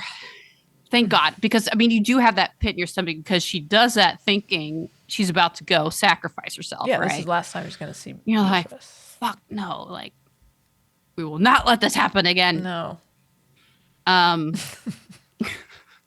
So I'm glad that they did this kind of earlier in the episode, so you knew that there was still time. Yes. For Beatrice to do something about it. Right. You to know, stop this from happening. That they didn't do this with like 5 minutes left, and you're like, oh my God, she's really just gonna, like, there's no hope. Yeah. So exactly. There was still some time that we could get to the last little bit. We're about 44 minutes in, where after some fighting and of course Michael he convinces Ava to do the bomb thing. Of course that goes terrible. He gets his freaking heart ripped out. That plan fails instantly. God, that was a great moment though. Like, that dude doesn't even get to ignite himself. He just gets his freaking heart ripped out. Damn. Brutal. But man, poor Ava had to watch that. And then that was a brutal fight. But then here we got Beatrice again, shows up, save the day. At least she's there to be with Ava. Yeah. And there's hope for her, I guess. I guess. So she has to ship her off to the other side with crazy Rhea. I'm sure that's fine. I'm sure that's gonna be fine. She'll come back totally fine, just like Michael. or Lilith. Everything's fine. Nothing bad happens over there. Because Ava is stronger than them. She is. And she has Beatrice, so she'll be fine. Yes. So anyway, but before she sends her through the arc, Ava says, I love you. And then she gets sucked through, and after she goes through, Beatrice says, I love you back. So why does she wait till she's gone? I don't think she really thinks she's going to get sucked through that. Oh, you don't think I think she is kind of like a shock that she's gone. I don't know. I don't think, because I think you see like a little bit of the panic when she actually goes, and then she says it, Yeah. So there's a lot going on. It's hard to, she's just trying to be in the moment. Right. So. So many great queer moments. Incredible. My favorite parts was the staring. I really like the staring. I like supercut of all the staring. I want to see a supercut of that. I like, women making out as much as the next gal. Love it. It's fine. Love it. But I like a good stare. Yeah. Longing stare. A stare says so much. A little smile and the stare. These two do the smile, the stare, the hug. They're pros. Don't forget the nuzzle. The nuzzle. They got this like hug with the like, oh my, I'm so like this, like so happy to just like be here with you. Look, and just like, let's hug and then stare at each other, but like hug again. But like then just like touch each other's face. Yeah, sure. And I'm like, whoa, give me that. It's very intimate I don't to know. like touch people, like to touch someone's face. Again, Well, very I'm intimate like, things. Okay. You know? I mean, how many I've seen a lot of the L word. Sure. And I mean, hey, that does it for me in some ways, but like, Sure. you know, give me that. I like that. Gives more of an impact, you know? It does. Less is more, I think is what they say. Yeah. Yeah. They do that very well. So when season 3 happens, are we getting a sex scene?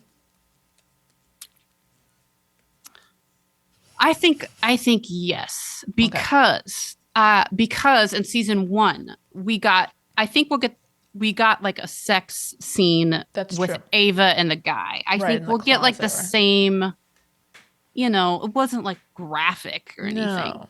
So I think we'll get like an intimate to some degree of her and Beatrice, I think. Especially now that Beatrice has like renounced her vows, Right. you know. So, yes. I think so. Well, can't wait for season 3. Me too. Because there'll be some staring and that. It'll be the best season ever. Woo! Yeah. Amazing. Well, great job with this list, Tara. This is very thorough. And I think people will appreciate the time codes. Yeah. I know I do. And listen, let us know what you think. Which one of these scenes are your favorites, listeners at home? We want to know and why. yeah. And did we miss any that you enjoyed? Yes. And how often do you nuzzle your friends? Just let us know that too. Right. Just taking a little private poll here. Yeah, did we read that wrong? Was that not should that not be included in the queer scene? I don't know.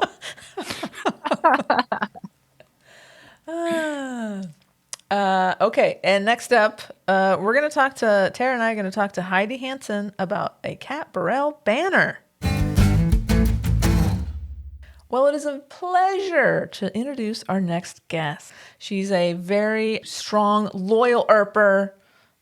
She not only is a masterful log roller, she makes some pretty damn good gifts. And you might know her on Twitter. She's at Heidi Hansen. Heidi, welcome to the goddamn podcast. Oh, it's so lovely to be here. Thank you for having me. Now, Heidi, you're here for a very special reason. Now, you contacted us not that long ago, and you wanted us to help you give away a banner. Yeah, I was fortunate to be able to go to ACON this past summer, and I had a wonderful time. And I was on the winning team of trivia night. I am not entirely sure how that happened, but here we are. And one of the prizes, or the prize that we received for winning that night, was we had a blind pull of all the banners that were hanging behind the various guests. So you didn't know what you got when you reached into this tube and you pulled out your banner. And I was lucky to have the one signed by the one cat for us. So everyone on the team got a banner? Yes. Whoa. Wow. My teammates were Leo, Mo, Top Shelf Law, D, and K, and myself. A strong team. That is. It was a very smart team. So can you describe the banner? We'll put a picture up on our socials. But can you describe what version of cat is this? Oh, goodness. I don't know. It's a stunning headshot, as they all are. Of course. I believe she's wearing a tank top. Okay. What? These are important. Important. Is it like a spaghetti strap tank, or is it like a thicker strap tank? What are we talking here? Oh my god. Oh, I guess it's like a thicker. Okay, thicker. Okay. But it doesn't. That's neither. All right. Yeah. So it's Cat. It's not a Nicole shot. It's Okay. Cat, right? It is Cat Barrell. Yeah. Got it. Okay. And Okay. it's purple and it's got the, the look of the con on it. And it's big, right? It's Earpers, it is quite the thing. I was very concerned when I won it. I wasn't sure how I was going to bring it home. Mm-hmm. And while I have had a heck of a time with Delta this summer during my con season, I am proud to say Delta allowed me to just bring it as a carry-on on the flight, and that sucker was huge. And some lovely human helped me put it in the overhead luggage compartment. Oh, it's big, friends. You'll enjoy it. Did you just had to roll it? You just rolled it? Yep, I rolled it. I didn't have a tube large enough for it. I mean, there was just no way to. It couldn't be contained. It could not be contained, but I will figure that out for the lucky woman that wins. Oh, that's very generous. So yeah, so Heidi is offering up this banner. So we're giving it away, and you'll see our tweets, and just give us your favorite memories about Earp. It's really easy to enter. It's not, we want to make this as easy and fun for everybody as possible. So we'll pick a winner, and then Heidi will be nice enough to send it out to you. Well, Is there any stipulations, Heidi? No, one of the things I wanted to do was just thank people that kind of brought me joy this past year, and your podcast is one of those that I listened to, and it's like, so thank you for providing a lot of nerd joy to my ears this past year. You're welcome. Thanks for coming on. Thanks for doing this. It's such a nice thing to do for somebody. Of course. Yeah. Very happy. And I hope that people, pay it forward in some way. And 'tis the season of giving. Maybe do a small donation to an organization of their choosing, or another gift to another, or something. But yeah, amazing. That's so awesome. You're a good kid, Heidi Hansen. Oh yeah. Oh, I try. So tell us about some log rolling. How does a person get into this? Oh my gosh. How does a person get into it? Well, here in Minnesota. Yeah, that's key. Where do you live that this is a thing? I am from the upper Midwest, the frozen tundra known as Minnesota. We have a lot of love for the timber sports up here. And every summer there's this log rolling show that happens at the Minnesota State Fair, and there's log rolling day, or not lumberjack days at this town called Stillwater, Minnesota. Nice. It's just part of the culture up here. I hadn't done it.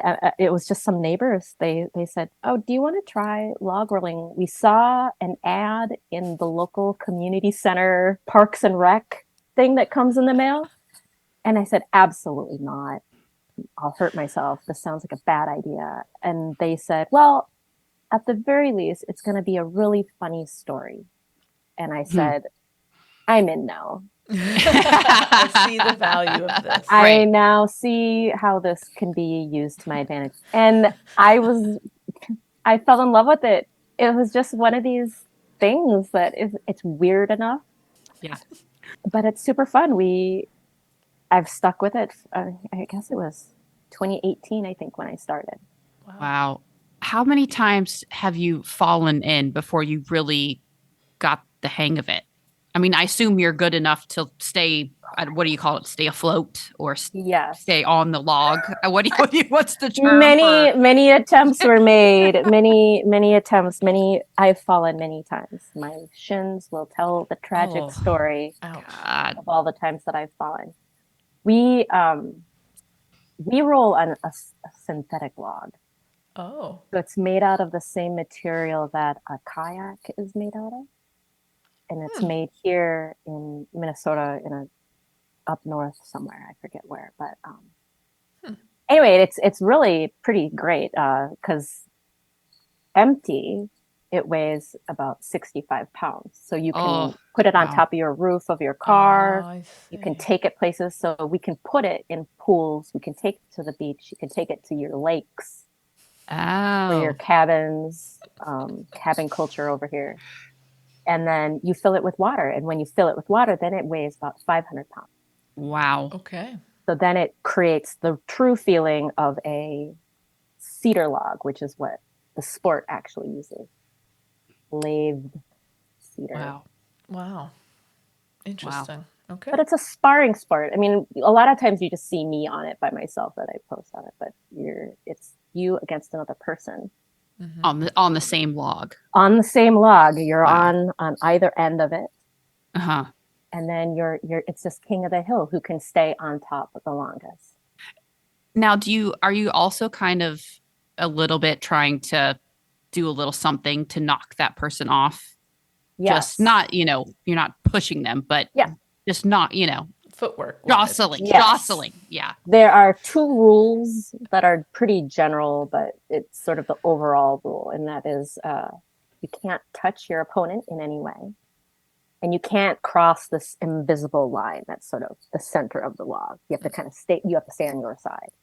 But anything goes. So it's, as Kat said, it's just a lot of footwork. And you can bob the log. You can splash water on your opponent, like kick water into their face. That's a technique. That's cool. Yeah. And log rolling matches feel different because based on what dominant foot you have and your opponent has. So if you both are right foot dominant, or you have the same foot dominant. So how we would ask someone, and this is a lot of minutia. We would say, what foot do you kick a soccer ball with? And then you would say whatever that foot is. And then we would find out, oh, you're right foot dominant. So that means that you and your opponent are facing opposite directions because your outside shoulder is going to be on the out of the log. So one is facing, let's say, north, and the other is facing south. And so then the log has a lot of starts and stops. And those matches tend to last a little bit longer. Okay. You have, and that's called a bucking match. Wow. And if you are opposite footed, so one is right foot dominant and one is left foot, that's called a running match. Now you're both facing the same direction. Same direction. And now the log is just really flying. So there's not like a rule saying you have to either or. It's just whatever Correct. your strength and is. You have to be able to, take on whoever your opponent is and match whatever is happening there. But wow. If you have a strong back foot, i.e. you're able to switch the direction of the log, so now you're running backwards. People who can do that really well tend to do much better than the sport. Wow. I am not one of those people. Yeah. What is like your signature move? What's the Heidi Hansen? Like, I got Heidi Hansen. What happens if I get Heidi Hansen? Probably falling. No. Come on. Probably falling in. No, I think you're pretty good. I've seen these videos. Oh my gosh. It's just a lot of fun. It's one of those weird conversation starters. And it's a hobby. I got Mel at the con to do a picture with me. Doing finger log rolling. It's really cute. Oh. It's very funny. But it was a highlight of my life. Oh, that's awesome. She thought it was the weirdest thing she'd ever done. Until the person behind us in line, until they had their picture taken. And then that was the weirdest thing that happened to her. But up to that point. I mean, I don't know. There's some pretty weird ones. It's never ending with the photo ops. Oh my gosh. Appropriately weird, not like, oh, that's weird. Right, it's like, oh, cool. That's different. Yeah. It is weird.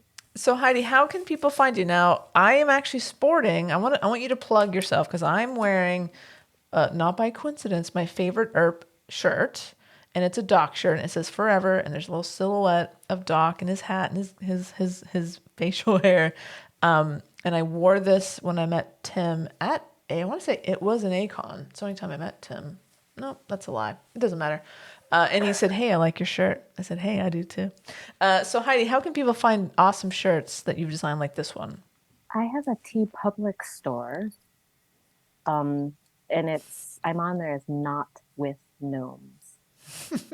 Not with gnomes. Okay. Correct. No. It's a line from my favorite episode all time of Winona Earp. And that's how you can find me there. Very nice. Awesome. And on the Twitter, you're at Heidi Hansen. It's really simple. Yes. I also have Giphy and a Tenor account, which is also not with gnomes. And I see that you also have a Mastodon account. Oh my God. Those are blowing up. I got one too. Oh gosh. Yes. I am on the Hive. I am on the Mastodon. Both those handles are not with gnomes as well. But it's, we're throwing pasta at the wall to see what sticks at 100%. this point. But Yeah. it feels like we're we're still okay. on Bird app for a while. Yeah. I think Bird's okay for now. But there was Who like knows? this fever, like it was like a Friday night, and everyone's and like Emily's like, I'm going to Mastodon, and everybody went with her. It's like, what is this app is terrible, and it's like we fucked up the server. It was terrible. I'm so glad we're not on Mastodon full time now. Yeah. I think it's one of those things where when you just have this kind of group migration to this new thing, the server can't handle all this new is activity. It was the equivalent of trying to get Taylor Swift tickets or something. Like the whole website went down, and it was just a whole debacle. It was a bad scene. It really was. Well, Heidi, thank you so much. Hey, we'll probably do another live to choose the winner, like Instagram Live. Will you maybe join us for that? You can help us pick the winner. I would love to. Awesome. We'll figure that. You're on Insta, aren't you? I am. Okay, great, perfect. Well, thank you so much, Heidi. Thank you for making this giveaway happen. We appreciate it. We know Earpers do too. And yeah, we'll have you back on. We'll pick a winner, and it'll be good. We really appreciate you, Heidi. Thank you so much. Thank you so much for having me, and cheers. Happy holidays. That Heidi Hansen, am I right? Come on. Do you love her or what? Blog rolling, am I right? Can you believe what she said? I would break my leg if I tried that. And my face. I would break everything. I would break the log somehow. Like, so there you go. Continue to. You don't continue. Just enter once. Don't try to fool us. If you want that Cat Barrell banner, go to Twitter, go to Instagram, and put in your name to win. And you might win. It might just, what a great holiday. Good way to decorate the house. It's a present for yourself. Yeah, nothing wrong with that. So there you go. Thanks, Heidi. Appreciate ya. Am I back?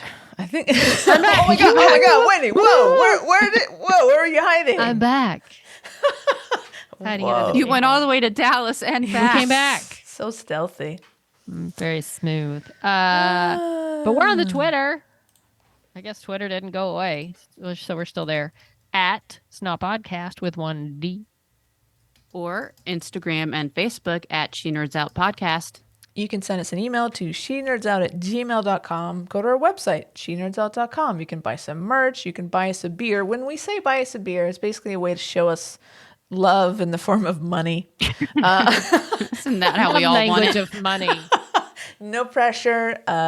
It's there if you want to show us some love. You can listen to old episodes. Go ahead. Yeah, you know how else people can show us love? If they don't have money to share, they can rate us and review us. Ooh, good one. Yes, on Apple Podcasts or Spotify. There's like a little star rating you can give us on Spotify. Yes, And that it really does help Podcasts. us. Yeah, we love it, and it makes us feel good when we get a review.